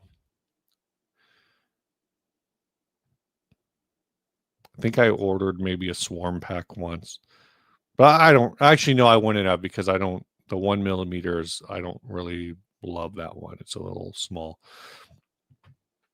But yeah, let's see. Synthair, let's go back. Heddle Gravity, JHS Gravity Stick Pick, perform warmer, fatter tones, so usually Tortex. Yeah, I stopped using Tortex picks because they would always flake on me. And they would just shred everywhere, and I just kind of got, I would get the orange ones. I don't remember what size that is. Like, I think that's like 0.8 maybe. And they would just totally shred up and cover my pick guards with like orange flakes. And I was just like, not really into it. Synthair, smartest marketing ever on those gravity picks, giving them with pedals. I'd say Tortex, which is a giant, is behind them in common use. Everyone I know. I mean, Dunlop is just such a like Goliath. Yeah. So I had a moment where I couldn't find my gig backpack, and I was like, Did you panic? It was everything's still in my car from the gig. Yes, I did mildly panic. The heart rate's still going a little bit. So, is it not hot yet? It's unseasonably cool here for this time of year. It's real weird. So I still have, and some are in another case, but I'm like looking through my like pick collection here. So I was on the Seymour Duncan forums when Gravity Pick started, and they asked some folks over there to beta test them before they launched. And so I've still got like a bunch from the beta test. Like, oh, nice. These are from like 20 years ago. Yeah. For whatever reason, when I went to Wonderground, which is my go-to weather website, I guess I looked it up. I'm gonna fuck this pronunciation up, but it is still set to Mississauga. Oh yeah, Mississauga, Canada. So, because all I know is I'm pretty sure you're saying it's unseasonably cool. I don't know what that means for you. Oh, for me, it's staying like sub 85. Oh, okay. Yeah, today's high in Menifee is 86, so it's much cooler than yesterday. I also have a bunch of, this isn't all of them. I have like 6 or 7 more honey picks. But the reason I went to get mine lately, because I've been on a bit of a pick journey lately. Actually, I have several honey picks in here as well. And so I had Adam Miller on the podcast, and we got to talking about guitar picks, as you do on a guitar podcast. And he said he loved these. I'm grabbing a few of these because they're all a little different. Which one are you? Okay. So he uses the Dunlop Prime Tones. Yeah. And so I've been checking out the 3mm Dunlop Prime Tones. This one is their pointed version. This is the rounded version. Right. But the one I'm loving the most is this one. Oh, nice. This is the one that I think is supposedly similar to the blue chip pick. Yeah. Well, but it's like 10% of the cost. Yeah, the Prime Tone resin, plastic, whatever, is supposed to be kind of in that vein. That's the same with the Honeytone Peak. Yep. Or Honey Pick's Peak pick. And I have one of these that is very similar. It's a similar material, not quite the same. Yeah. Honey Picks. That's why it's in the pick 10 with these. But this is the one. They're not cheap, but they are way cheaper than like blue chips, which are like, I think blue chips are like $40 a pick. These are like something $6 a pick. So you know what I mean? So, or $5 a pick. I don't know. The blue chip flat picks, $35 for the cheapest ones. No, Absolutely not. $75 for the most expensive one. Yeah. No, thank you. And I've heard kind of mixed. Like I know their whole thing is like, oh, it's secret formula, whatever. Sure. And I don't know, I sometimes use this piece of crap. I mean, Julian Lodge uses them, so they must be good. Yeah, that pick sucks. I just ordered a bunch of those. Did you? Yeah, had to replenish the supply. I see y'all do those. Let me show you what a 40-watt podcast pick looks like. Where did it go? Oh, here it is. This is what a 40-watt podcast pick looks like. Yeah, how much does that pick cost? Rick cut me a deal because I ordered I think I ordered 20 of them, and I sent them to for Christmas one year to patrons who had been a patron for over a year. And so I sent a bunch out. I think that's the last one I have left. My last pick order, I think, was like 200 picks, and I think it was like $100 for them. Something like that. 150 bucks. Steve, what size picks do you like? What's the thickness of picks you prefer? That's a big question. Like 2 millimeter. Okay. See, I've been using. I love this material. This slicker nylon. Yeah. This is similar to the prime tones. These are 2.07s. It's 2.07. Okay. So the 207, it means it's 207. At least I think it is. I think that's what that means. I don't think it's 3. I've wanted to try jellyfish pick. I've always heard the tines just start breaking off pretty fast. Yeah, I've heard they were awful. I've heard they were truly awful. I did want to go back to Charles Taylor said stainless picks are the thing. I prefer thinner ones because it gives more bite attack. Perfect for SRV and Page. I haven't used a stainless pick since I was 18. So I probably have one somewhere, but I don't know where. Yeah. But I used to have one, and all I ever found with them is I would kill strings with them. So I think it really depends on how you're playing, and I was playing wrong. I don't have any interest in a metal pick. None. I've done the file down quarters and pesos like Billy Gibbons does, and I have no interest in it. It doesn't sound good for me. It doesn't. And I do pick hard occasionally, and I don't want to destroy strings. Right. So instead I use stupid things like this if I want heavy sounds. Jeez, 5.6. Yeah, dude. That's a chunky boy. Phil S. Norwich Guitar says, got an eBay advert recently for used Billy Gibbons for $80. Yeah, no, don't do that. Celebrity Plectrum Market. Oh. People will buy anything. That's all. I'm just going to leave it at that. People will buy anything. Did you get one of these? I think I got this at NAMM. I may have gotten it at Fretboard Summit though. I have one. I think it is from NAMM. Yeah. So I don't know who the brand is. Me either, but it's 3 different thicknesses and materials. Yeah. So you can flip it around and use whichever end. This is a really uncomfortable position for my wrist. Why am I not using my right hand? So yeah, it's really interesting. I've used it a couple of times. Mainly because I like it's got the thin one for strumming. I don't know. It's an interesting idea. In fact, I have one of those, and it's in my bin of things to send to our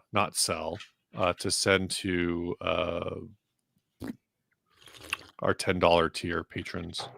Yeah, me. No, I'm kidding. I have one. Don't send it to me. I actually have some stuff I need to buy. I've been sitting on a stack of, coming back to this, a stack of these, but a stack send me one of a stack of Bees Music slip mats. I need to order some. I need to order some Amazon record shipping boxes. Yeah, I ended up giving those away when I did the giveaway last year, Yeah. for a bunch of pedals and stuff like that. So I gave I those slip mats there. I need to. I've been, I've had those for like over a year. I haven't given them away because I don't want to roll them up. And my wife just recently ordered a record, and I was looking at the box. And I was like, I should just buy these boxes. It's not like I'm not going to get paid back on them. So Yeah, exactly. I'm just being a dumbass. Well, I wasn't gonna say anything, but yeah, no, I'm really bad about sending stuff out too. I have some things. I've still got to film this freaking Jazzmaster video and get this Jazzmaster to give away. So I waiting on. So it didn't come with a gig bag, and I was like, I don't want to give this away without a gig bag. So Right. I think Right. Sweetwater's sending me a gig bag for the Oh, giveaway. nice. So So going to be a gator? yeah, of course. They've got this really, really nice. At least it was suggested. I don't know if this is what will be sent. No one hold me to this. But they sent me as a possibility. They've got this really, really nice bold red limited edition, like $250 gig bag. I'm like, the gig bag's more expensive than the guitar. Yeah. Almost. So, Gator is owned by Sweetwater now. Sweetwater bought it, yeah. So But they they were are already sharing like facility space, I think, because they're both okay. in the same area. So there's already a relationship between Gator and Sweetwater. Gator was one of the few women-owned and operated companies in this industry. But I think ultimately, and it was a family that had owned it. Yeah. I think ultimately they wanted to get out of it, and Sweetwater made the right offer. They were already there. It made a lot of sense. So. Yeah, I'm looking. They were in Fort Wayne, and then they moved to Columbia City. Where the hell is Columbia City? Nobody knows. It's outside. It's just outside of Fort Wayne. Okay. And then so Gator had owned so Gator existed. They bought a company called Protector Cases in 2008. Yep. And then they created the Gator Frameworks line. Then they bought Viking Cases. Okay. I didn't realize Gator owned Levy's Leathers. I didn't know that either. It was interesting. And then and then now I guess they are though it's not on their website, my understanding is they're headquartered apparently in Florida, but they are owned by Sweetwater. Yeah. But they're still because I was kind of surprised. I was at Guitar Center a week or so ago, and I was surprised to see Gator stuff there, but they're not taking it exclusive apparently. No. You can still buy it everywhere. Which kind of brings me, to and of course, so if Sweetwater owns Gator, does that mean that Sweetwater, who is owned by private equity, also owns Gator, which means Gator is owned by private equity that's owned by private equity? It's just turtles all the way down. Me. It's just turtles all the way down. 100%. I can't wait until we hear about Sweetwater dismantling Gator cases for parts. Oh, God. Moving on. Acoustasonic opinions. Steve. I don't have one. I haven't played one since the original run, so I have a take. It's a pretty standard fuddy-duddy traditionalist take. I don't like them. But ultimately, the reason I don't like them is that I don't like the idea of. So the ones I've played, I don't know if you can string them the other way. They're all strung with acoustic strings because the acoustic simulation is like the main thing. Playing electric guitar, but with acoustic strings is god awful. It's truly terrible. Yeah. It feels so different. Yeah, I don't like it. I don't like it at all. If you got used to playing 13s and you drop down to like a phosphor bronze set of 10s, then I would rather download a great acoustic IR and put that in a Tonex and use that to sound sort of like an acoustic than to go the other way around. Let's see. Any cheap reverb pedals with the freeze feature? I have no idea. Ryan may have done a video for one. He does a lot of random reverb pedals, Yeah. but I don't know of any. Yeah. The question is, do you aim at fast picking or adding mini? I don't know if this is directed to us or directed to the chat. I just in general. And I don't know the answer to this question because I don't really aim at anything. I just Steve shoot. Scattershot Pro over here. Yeah, it's a shotgun approach. No, Yeah. I mean, I'm just happy to find 10 minutes to strum a chord or two and make a sound. I do focus on technique because my technique is bad and I'm getting older, and so it's getting harder and harder to keep it. Keep it at just bad instead of terrible. So Okay, I've seen you play. Shut up.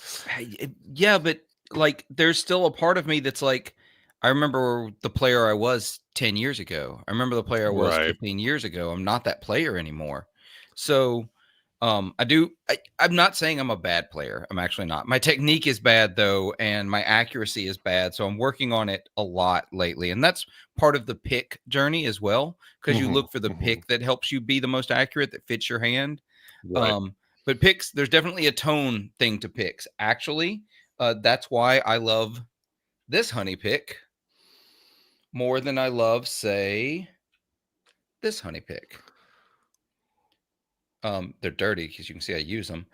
They do catch dirt. I like the tone of this material. This material has like a chirpiness to it. Right, right. You can see I've worn it down on one side too. Look at that. Yeah. So I pay attention to the sound of picks. But mostly I go for the one that allows me to play the smoothest. Right. And I think I've shown this before. This is my favorite pick that I never use. The camera does not want to focus on that. Yeah. What is that? It's from a company called Pointless Picks. Oh, jeez. Because there is no point. Yeah, I see. You hold it in the middle, and it is not as awkward to play as it looks like. It is not. I mean, it's actually really, really smooth to play. I would believe it. To it. There's something to it. I played with quarters, like not reshaped quarters, just quarters. Oh, this is 0.72. I found a review of them, but I can't find an actual website. Pointlesspicks.com is what's on the pick. I don't know if they still exist. No, they do not exist. Pointless Picks is now an orthodontics website. Wait, it's just a random review page. Yeah, but that is the pick. Pointless Picks. Oh my gosh! I guess they don't exist anymore. I looked at the blue 1 millimeter pointless pick, a silly review for a silly pick. I'm getting quote around to it, circling an idea that was pointless. So they said. First off, I must ask, will the circle be unbroken as the song goes on? God, it's so bad. Yeah. Let's see. Fish scale picks, large. Thoughts on tuning machines. Where is it? There it was. Thing is taking a few dies off the stand and broke 3, needs new ones. Would rather have that Jazzmaster giveaway. I've heard a lot of really good things about the Geiger tuning machines. I don't have no experience. I have no experience with them. I don't really know a ton about the brand, honestly. They seem kind of like they're sitting in that musically window of just cranking out a bunch of stuff. And then of course they call them Geiger professional tuners. So, they must be good because you can't call your stuff professional if it's not good, right? That's like a law. I guess so. It's on the internet. It must be true. And they do a lot of these color combo things, which may or may not be your vibe. I don't know. I mean, you can still get them in chrome, black, or gold. The chrome ones are like chrome, and these are locking tuners. So the little Geiger plate on it is a different color, but I actually think that looks pretty cool.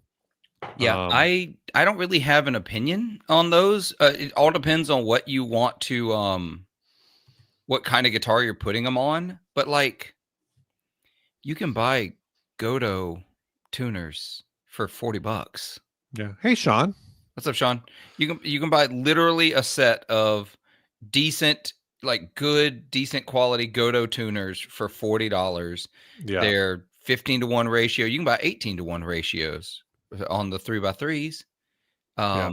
They're not locking. You got to pay a little more if you want to get into locking. But that's okay. I'm also I don't think locking tuners are the shit. Like everybody else does. I think if you know how to string your guitar properly, you don't need locking tuners. I've never owned a guitar with locking tuners. I've owned a few. So I own a couple now. The White Falcon has locking tuners. That feels weird. So the Player series of Japan made Gretches, they come with the string through bridge for the Bigsby. So it's string through bar instead of trying to hit the loop on that little peg for the Bigsby, and they have locking tuners. That's like the Player upgrades. Yeah. I want to come back to this comment, but I need to step out for a minute. Oh, okay. So while Steve steps out for a second, we'll talk more about picks then. Because I love this conversation. I have so many picks over here. I have wooden picks. This is a rosewood. Let's see what else. I've only got a couple of those left. I gave most of them to Xander from Working Class Music because he really likes those timber tone picks. This has been a fun one. These are just Voltic electronic devices. These are John's picks that he gives away at his booth. These are some of my favorite picks of all time. Steal the picks from people's booths, y'all. They want you to do it. I'm serious. Don't tell them I sent you.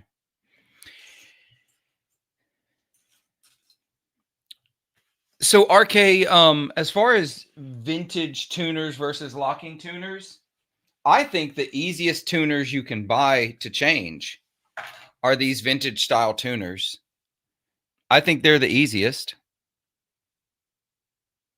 With the split posts, I have never had an issue with strings in these style tuners. They're my favorite.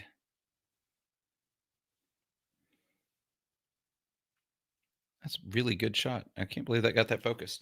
So, I highly recommend those if you've got a guitar that has like, if you got a guitar that has 6 in line, just get the vintage style, not necessarily vintage tuners. I actually would change vintage tuners. Change them out, put the vintage tuners in the case. Don't ever use them because they break. What's up, Steve? What I miss? We talked about tuners a little more and guitar picks. I'm gonna say this about this comment that I have pulled up.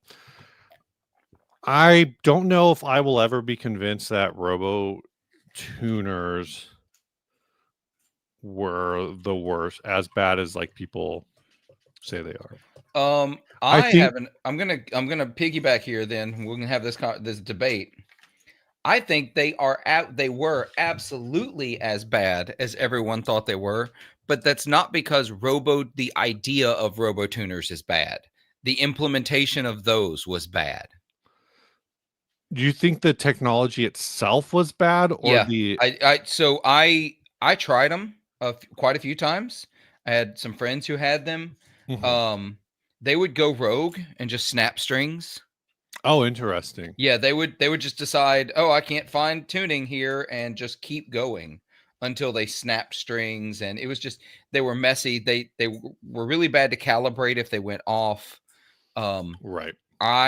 I think the idea isn't the worst thing in the world, but it did not get, that system was not good.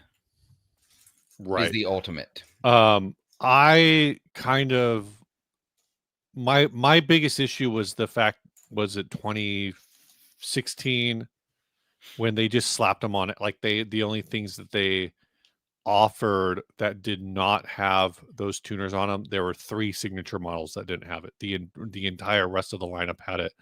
I What a think that was terrible idea. a bigger mistake. Yep. Also, I hated that 100-year logo on all of those guitars as well. The Les Paul Yeah, 100 signature. it looked like a 5-year-old wrote it. It was so bad. That's not his real signature? It might be, but when he was 100 years old, The problem is when you look for Les Paul signature, it brings up the model, the Les Paul signature. Let's look for Les Paul autograph.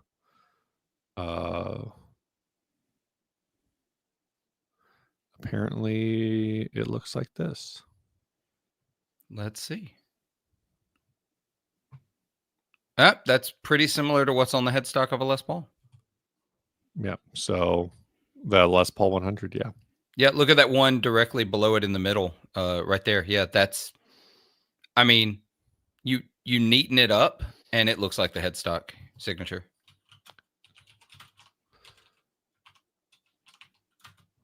Les Paul 100 Gibson. Yep, there it is. Yeah. So that's just what his handwriting looked like. Looks terrible.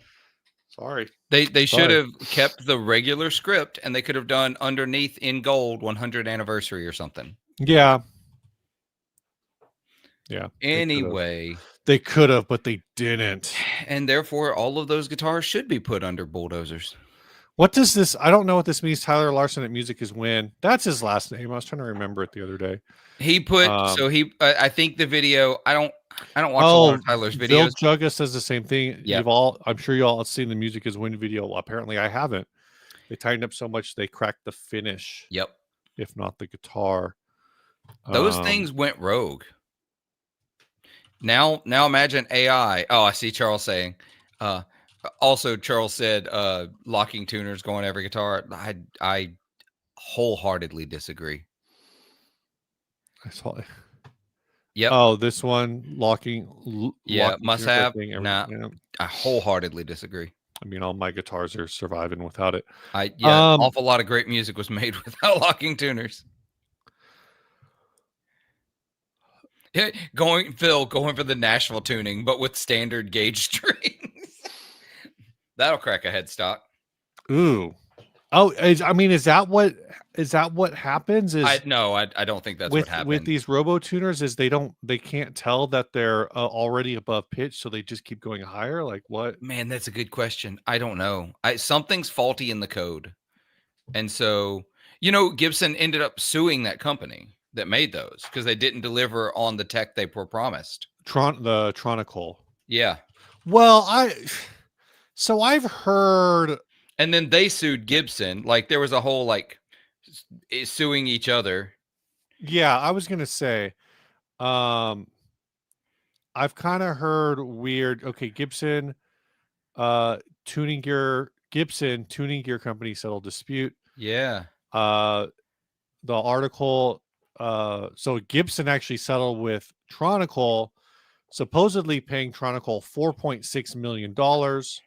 The agreement also calls for other claims between the parties to be set aside, for lawsuits to be dismissed with prejudice, and for Gibson to be able to dispose of its remaining Tronical tuners as it sees fit, which means that they ran over him with a bulldozer. But okay, so yeah. somebody says that they've been out of business for years. This is from the Gibson forum, so I don't know. Oh, sure, yeah. I have a Nashville Post article on it. So Gibson sued them for failure to meet contract, and Tronical replied in kind, claiming $50 million in damages based on licensing fees and an alleged breach of contract. Apparently, and this was in the height of Gibson's bankruptcy case before when they changed leadership. So I think part of that was just getting this off the table. And so Gibson ended up settling at $4.6 million instead of the $50 million Tronical wanted. And part of the agreement was all the other lawsuits would get set aside and gone. So it's kind of just a bad move. It's kind of an odd like this person is basically, one of the comments on here says that Tronicle has always been kind of shady. Yeah. That they've always kind of just had this seat of their pants, like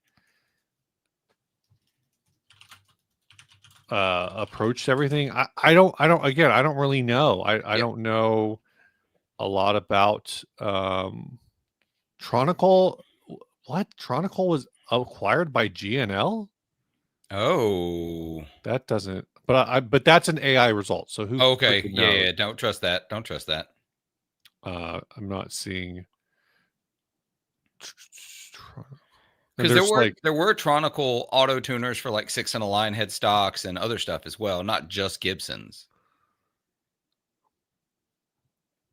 I'm trying to see like anything about on their website about who. Anyway, I don't know. Guitar Hall of Tune. Good morning, Their Snarky. website's kind of Finally joining us. Let's see. Hey y'all, just working up. Hi Snarky. Steve, can you explain how it's not hoarding if it's guitars? She doesn't believe me. It's hoarding. If it's only one thing, it's collecting. It's probably hoarding. If it's just one thing, it's collecting. What do you mean if it's just one thing? Like if if it's you're all just strats? if it's just all guitars, that's just collecting. But if you like, I've got this is my guitar stack. This is my 1980 cereal box stack. This is my, liquor bottles that I consumed while I was in college stack. Are you saying that you can't? So, I mean, I think there's Okay, you can get to a point with one thing where you hoard it, where you're hoarding. I immediately thought of Pete. Oh yeah. Hoarding. Yeah. Oh, Very, that's very organized hoarding, but it's hoarding. yes. At some point you're kind of just collecting. Yeah. I don't know when your collection becomes a hoard. When it affects your mental health in your daily life. So every once in a while I get an ad for a escrow service for estate sale, and it will be like 75 fucking like 90s silver tones. Oh, Like not cool geez. silver tones, like Yeah, no. freaking strats and P basses and stuff. And Yeah. it's like, yeah, that kind of seems like hoarding when not a single guitar in your entire collection is worth more than $125, but you have like 40 of them. Yeah, that's hoarding. That's hoarding. Yeah. That's 100% hoarding. Do we want to talk about Kemper? I don't know what this is about. Oh, so Kemper released Kemper Profiler Mark II, new head. They finally put out a new one. I watched a couple of videos. I can't give you like a deep dive because I've not played it, obviously, and I'm not going to play it unless somebody wants to give me one to try out, because I'm not going to buy one. But I will say that it looks like a whole lot of too little too late, because I feel like Kemper's been losing like ground in the market around modelers and capture devices. And people have been wanting kind of an update to the Kemper for a while. And this update, while, more DSP, there's a couple of other quality of life things. Ultimately, it seems like the sounds are all still the same. The updated Profilers boasts 7 new effects. Wow. Oh, 7. We got a crazy one over here. Upgraded profiling technology and improvements to boot times, preset switching, and user interface responsiveness. You know who else has probably brought on 7 new effects? Well, they don't do profiling. Probably improved boot time and preset switching without a brand new whole freaking product. These guys is line 6. Yep. These guys right here. Though somebody did point it out to me the other day, and I'm just out here to throw rumor mill at this point. I think we're at the longest it's been between updates on the Helix right now. I think Really? we're over 6 months since they've put anything out, and I think that's the longest. I think we're getting close to 2.0. I was gonna say the rumors on Helix 2 uh have been, oh, there's actually a video. Good grief, people, back in January, Tone Junkie, Yeah. Helix 2 will use this capture technology, but it's labeled No, it as won't. conspiracy theory. Helix 2. Well, unless they've changed something since somebody told me. I did ask someone at Yamaha about Helix Mhm, 2 mhm. a couple years ago, and they told me, he said, "Here's what I can tell you. Yeah, One, we are in active development of the follow-up flagship unit to the Helix." Said probably won't be called Helix 2, but whatever it's called, we're working on it. And he said that currently we are not pursuing any capture tech. I do not think that the Helix will go capture technology. right. So one of the arguments I think that's I just saw a video. It's actually published 2 days ago on WT Tone, which is the worship tutorials, which because all of these well, You said particularly, it's worship tutorials. I read it as what the tone? yeah, what the tone. But it's worship tutorials is a super big channel Yeah. for church musicians to learn how to play songs and riffs that are popular in church. Andrew says I think they will announce a new one on Wednesday, and maybe that's what this video is Okay, about. I don't Andrew, know. if you called that, that would be impressive. But they're basically, just briefly, I think, kind of making the argument that because they do these big firmware upgrades, Uh-huh. and possibly because how they're implemented, um, that yeah, the hardware is not being updated, but effectively we already are on Helix 3. Oh, yeah, I see what you're saying. No, when we say Helix upgrade, we mean hardware. We mean Yeah, more yeah, for DSP. sure. We mean more capacity. We mean additional connections and like I think a honestly, a lot of people would lose their mind with joy if they just had a way to Bluetooth control their Helix from their phone. Like not like full-time control it like you have Oh, to yeah, with yeah, some yeah. stuff, but like if there was a Bluetooth editor where you could edit on the phone really easily, I Mhm. think a lot of people would be very happy with just that much. I'm going through my search history trying to find a very specific video, Joey, don't sell your HX Stomp. and all You I'm finding is how to pronounce Sault Marie. Susme Josep? Wha That's a different thing Oh, I completely. know. Joey, on your selling your HX Stomp, don't do that because the flagship will come out first. You won't see the mini unit for a little while. That's my guess. You won't see whatever the micro version of the unit is for another year after that, maybe. There we go. Just organize the guitars, clean and play every single one. It's not hoarding if you're using them, or you could let me have one. I mean, I think that's actually, Ryan and I talked about this on a recent episode. Like, how do you know you have too many guitars? It's when you can't keep up with the maintenance, Yeah. or don't keep up with the main. Honestly, like I probably have too many guitars by those guidelines, but See, and whatever. that's actually a guideline that keeps me where I am because I do keep up with the maintenance and I do play them all regularly, and it's a problem. Still, I just have too many, Steve. Yeah. I'm going through picks while we're chatting. This is I should never have poured these picks out on my table. Phil S. Norwich Guitar says never go through your search history. I'm just trying to find this video because I wanted to talk about it, and uh it's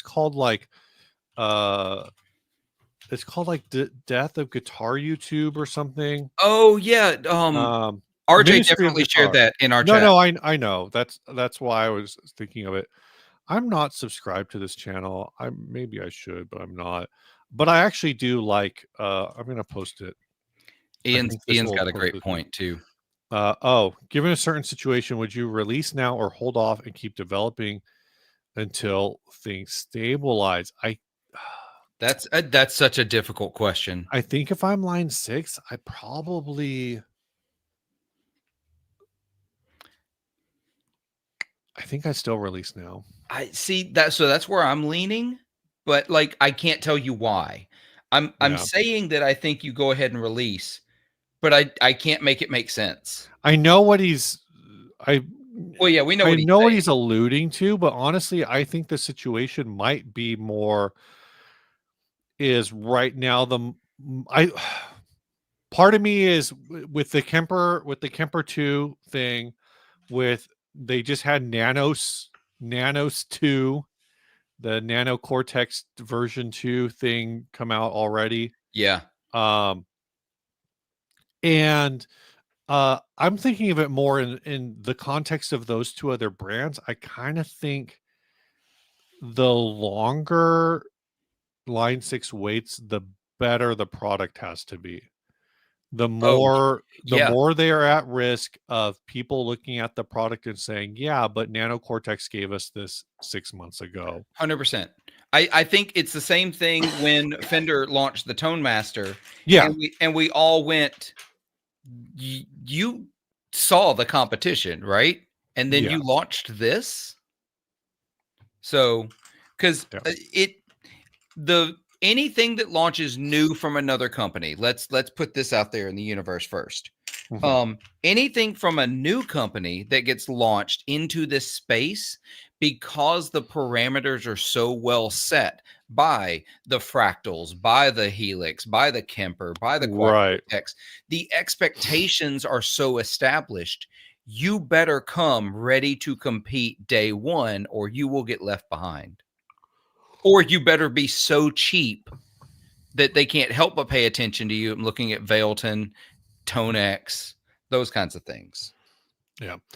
So I posted this video in the chat. I'm gonna just share the screen real quick so people can see what it is. It's this dude. The channel's called Ministry of Guitar. Um, and he posted this video called the uh he sorry, I'm getting distracted. Yeah. Hold on. Um, Then while I'm distracted, snarky, snarky. The headstocks, the hold on. Let me see if I can. The guitar hangers themselves are level. Guitars are different lengths, man.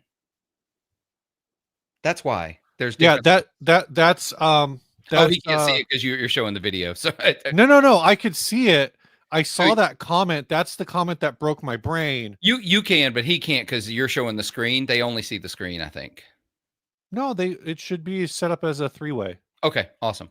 Yeah, so We're in a the three-way hangers with Ministry themselves of are Guitar. leveled. It's all Anyway, level. yeah, I need this comment. So this video, the Slow Death Guitar YouTube, I think it's really interesting. I do think it kind of takes a while to get to its point, but I think it's a fun watch. Mhm. I actually really like this channel. You know what? Screw it. Subscribe. Um, because I think he has a kind of a bit of an outsider take that he lives in Singapore, I think. So it's very much like a Southeast Asian perspective on the guitar culture. And so a lot of the guitars in his background here, these Gibsons and PRSs and stuff, I Yeah. think he buys them in Japan. Oh, look, here's a Hughes and Kettner amp. Speaking of things, but I know he's in one of the videos of his I watched, he talked about how he would go up to Japan like a couple times a year just to like look for guitars or whatever. Mhm. And or maybe they're business trips and he does guitars while he's there. Um, but one of the things that I think is interesting in this video is is the idea that guitar YouTube is in decline. And I think guitar YouTube in some ways is in decline, in other ways it's not. Um it really depends because uh he does look at average video count, but he looks at it for channels like Music is Win, which I think are kind of already peak. Yeah, And he yeah. looks at it for channels like actually, let's see. Yeah, he looks at Music is Win, Mary Spender, and Agu Fish, which Agu Fish I think is more representative of the bottom, which I think is interesting. And and but Agu Fish I think sees less of a decline on the average. Yeah, average views for videos previous period. So he's getting 85% versus these other declines. I looked at it for our channel for 60 cycle hum, Right. and the problem is I couldn't do the average views per video when I tried to do it, but I think ours might be down. One of the things that has changed a lot that he talks about in this video is how the the the difficulty in going viral. And I know when we talked about this in our chat, Ryan was Yep. talking about how, like, well, chasing virality uh isn't It's a doesn't bad work. business model. It's a bad business model. But I don't think any of these people, Tyler or Mary Spender or Agufish, necessarily chase virality. I think 5 or 6 years ago, it was just easier to go viral. I agree. I think 5 or 6 years ago it was way easier to go viral than it is now. Also, there's more creators now. But additionally, unless he can see the back end, I don't maybe one of the aggregate sites that do the stats for YouTube can give you this information because I didn't watch his video, right? Mm-hmm. He's unless you can get here's what these videos did 2 years ago in a 1 month period, and here's what these videos now are Right, doing in a 1 right. month period. You need apples to apples. Those old videos are going to keep getting views. I think what he did is he looked at from, say, from January to December 2023, Uh-huh. and then from December to January 2024, and just looked at every video launched in that period, what their average view count was. Gotcha. And so the thing is the way I think I would approach that to maybe make the numbers a little more interesting would be to remove outliers. Yeah. Because I do wonder how much virality contributes to those numbers moving. Because if the argument is that it's harder to go viral, and to your point, it is also harder to gauge, like, videos from 2 years ago are going to continue to aggregate views. So, Exactly. like you said, your 2023 videos will pick up a few thousand more views in 2024, Mm-hmm. just from the course of time. But I don't know if they're picking up. I made the screen go away too soon, I guess. It was like Um, 35 to 25% more. Yeah, so I don't know if they're picking up that many views in that length of time. What I brought up this Rickenbacker video, the short form version of Ryan destroying the chicken backer, Mm-hmm. is has done very well for channels other than ours. Um, Gotcha. but the actually we've had do decently on Instagram. Um, but I think this video, which only has 32,000 views, Yeah. if this video had been released in like 2019, I think this would have been a 500,000 views Yeah. video. Like, 100%. this kind of content, I think, used to do a lot better. And it can still do better, but it's a much more competitive market, and that's where a lot of that, like, you can't chase virality idea comes from. Um, and it is kind of interesting to look at different channels, and I do think maybe by only picking Music Is Win and Mary Spender, who I would argue is not really a guitar creator anymore, No, she's a lifestyle. and She's a musician Agufish, lifestyle channel. yeah, that's not a knock. It's just No, the that's reality of it. yes, what she is. What she's good Um, at it. She's very good at it. yeah, but you look at Phil's most popular videos. I mean, he had a video that got almost 4 million views 9 years ago. Ooh. But 3 years ago, I don't know what this is, this guitar, but 1.6 3 years ago, 1.4 2 years ago. So Yeah. 1.3 1 year ago, like, he's still actually putting up really good numbers on some of these Yeah.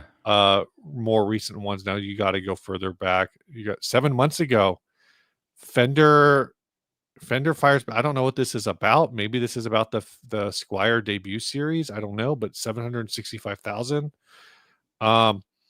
So, I mean, I think there are channels that if you were to pick the right channel, to analyze their numbers are going to be way. I think folks like Landon Bailey, Andy, Guitar Geek, Henning, their numbers for 2024 are probably much higher than their numbers on 2023. Just speculating here based on their subscriber growth. Oh, well, same thing with like Emily at Get Offset. She's grown massively in the last year. So and I do also think it's important to pick, and Emily would be one of them, because I'm also thinking like Jason's grown his solo channels majorly in the last year. Yes. But because he's a newer creator, I don't know that there's not enough history there to analyze it all. But I do think the guitar YouTube used to be a lot more universal. I mean, you think about, and when I say that, I mean, like, I forget music is when exists. Dude has over 1 million subscribers, and I don't ever see people really talking about him anymore. And that's not a knock on him. A channel that I think of as in my head used to be a universal sort of channel, who only has 57,000 subscribers, which blows my freaking mind. Who's that? Mike Hermans. Oh, wow, really? But Mike Hermans has like the Boss. Good Lord.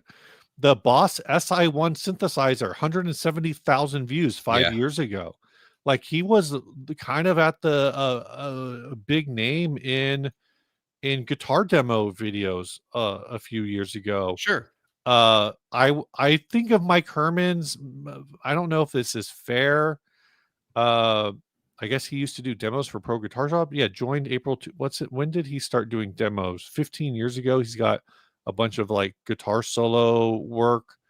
But when did he actually start doing?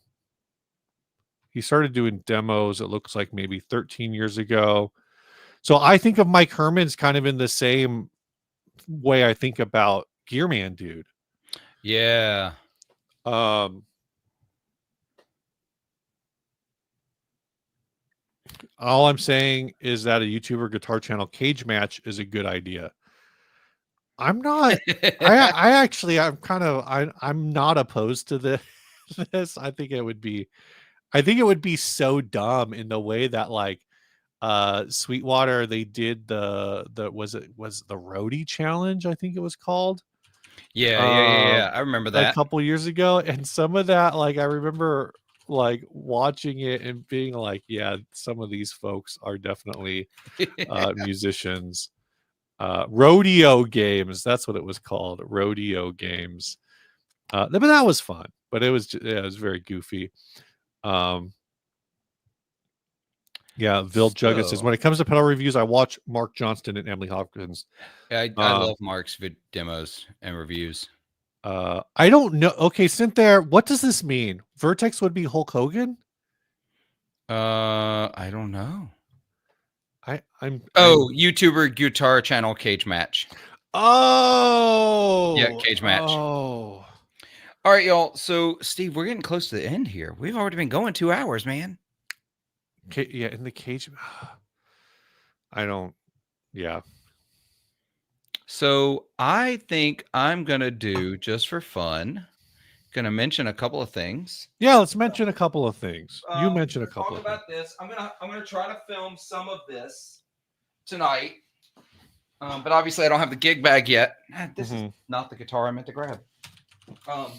The guitar I meant to grab is in the other room, the Jazzmaster for the giveaway. So I am going to be giving away a Jazzmaster. I'm going to be putting Seymour Duncan's silencer Jazzmaster pickups in it, and a Gun Street wiring harness, and Sweetwater is providing a gig bag. So hopefully, if my life will slow down for a second, that video will go out 7-10 days from now. Be on the lookout. One of the ways to enter it is to subscribe to 40 Watt Podcast. So if you want to go ahead and get a head start, go subscribe on YouTube to 40 Watt Podcast. But right now, live, I am sitting at 2,999 followers on Instagram.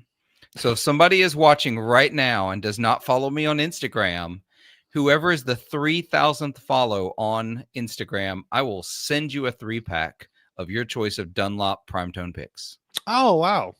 So I'm actually going to go unfollow you on Instagram. You ass. Oh, I could go follow you on one of my alt. You could, accounts. And I would send it to you. But if you beat the next person that follows me, I'm not really. I have my phone nearby, but not nearby enough. Let's see what happens. I don't know if maybe everyone watching is actually already following me on Instagram. So somebody unfollowed me. So now it's at $29.98. Now it's back to $29.99. Oh, $29.99. We're gonna see who gets there. Oh, there we go. Somebody got there. And that is gonna be Holly. So Holly, I'll message you on Instagram. So be looking for that message. Holly was the 3,000th follower on Instagram. Yep. Snarky says I have a spare wood. He means woodcutter I could give away. Yeah. But I also have a spare woodcutter I could sell on Reverb. Got 40 Watt podcast on YouTube. Yeah, go follow that. Hopefully the video will go out. Watch the recent episode with Zach. I've only had to delete one hateful comment on it so far. So oh, hacking. Nice. All right, Holly, I'll send you a message on Instagram and we'll get some prime times. What is I don't know if I have anything else. Let's take maybe one. If there's one more question. You guys have any more questions? No more super chats, please. No more super chats. Please don't do that. That's what Phil McKnight said 10 minutes ago. We already have to invoice Ryan for the $15 for today. Oh my gosh.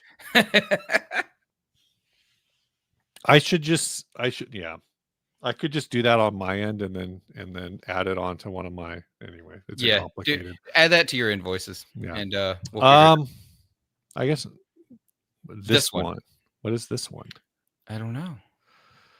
I'm trying to think how hard it would be to organize a guitar YouTuber cage match. Oh, that would be fun. Would Ryan and I have to, like, if this was like WrestleMania, would Ryan and I both be in the Royal Rumble, or would we only be allowed to compete in the tag team tournament? Hold on, I'm asking ChatGPT to do it. Let's see if it can do it. And I would not be included in this list, I'm sure. So I had it create a Royal Rumble cage match tournament format of guitar podcasters and YouTubers. Let's see what happens. Let's see who. It's going to be interesting to see who it picks as the combatants. Yeah. So there's going to be 20 combatants. Oh, Richard F. says heel turn betray him.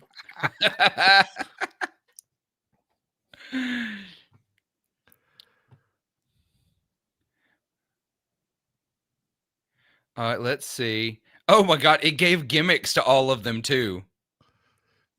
Are you able to present this? I don't know. I'm gonna read it though. It'll be funnier. Oh my God. Then it asks if I'd like to get it turned into a visual bracket or presented as a script style video concept. Good grief. So here we go. And we'll end on this. I can't read the chat, so you have to tell me if I need to stop for anything. 20-player Royal Rumble style tournament where each contestant enters the cage at timed intervals and battles are decided through guitar challenges, tone wars, riff-offs, and gear debates. Last person standing in the cage is crowned the Tone Titan champion. Oh God, so bad. Venue, the Gear Cage, a virtual cage rigged with amps, pedals, mics, and traps like exploding flangers and delay loop time warps. I don't think we need anybody to die. Entry, 2 players start. A new contestant enters every 2 minutes. Eliminations are by judge panel, fan votes, gear malfunctions, loss in head-to-head guitar challenges, or being pedal board swapped into oblivion. Final 4, become a tag team supergroup for one final boss level jam challenge.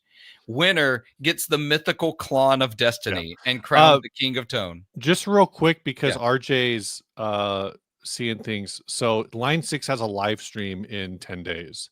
So that's why people think Helix 2 is going to be coming out this month. Yeah. So here we go. Here are the combatants and their gimmick. First, Rhett Shull. Smooth southern tones and slide solo eliminator is his gimmick. Mary Spender. Classy strat sniper with vocal harmony traps. Pete Thorne. Session shredder, silent but deadly. Rick Beato. Theory god. Summons modes to fight. Tyler Larson. Meme wizard. Weaponized dad jokes. Oh my god, his boomer jokes are so bad. They're so bad. Jared Dines, 37-string guitar thrower. Ola England, Swedish chug machine tone chainsaw.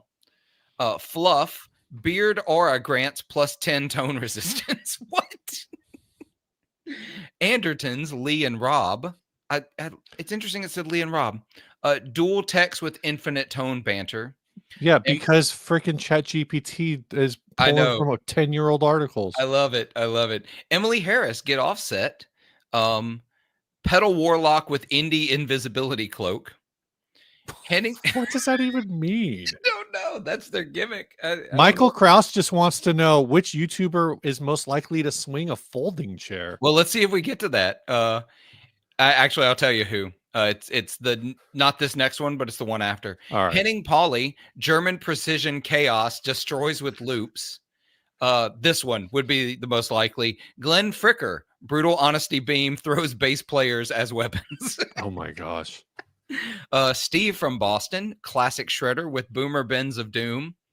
Trogley, collector's curse, sends cursed guitars at foes. Ryan Burke, surf, rock, sonic waves, and dad humor stuns. Nick Johnston, shred monk, vanishes mid-scale. Sarah Longfield, tapping storm, warps between tunings. Tim Pierce, the legendary studio strike from behind the mix bus. Okay. Tosin Abasi, polyrhythm dimension hopper. And then, oh, this is funny. That pedal show, Mick and Dan. Mm-hmm. Ambiance masters. Summon stereo delay dragons. This is the most ridiculous shit I've ever seen. Oh, and the guest judges would be Satriani, Nita Strauss, Yvette Young, or Keith Merrow. What a random I love the chaos of ChatGPT. I really do. Glenn Fricker as George the Animal Steel. I love it. I love it. Phil S. Norwich, last thing, maybe on Guitar Tube Island, it would be kind of cool if they had to build their own instruments out of palm trees or use fish guts for strings. Best performer gets a rowboat.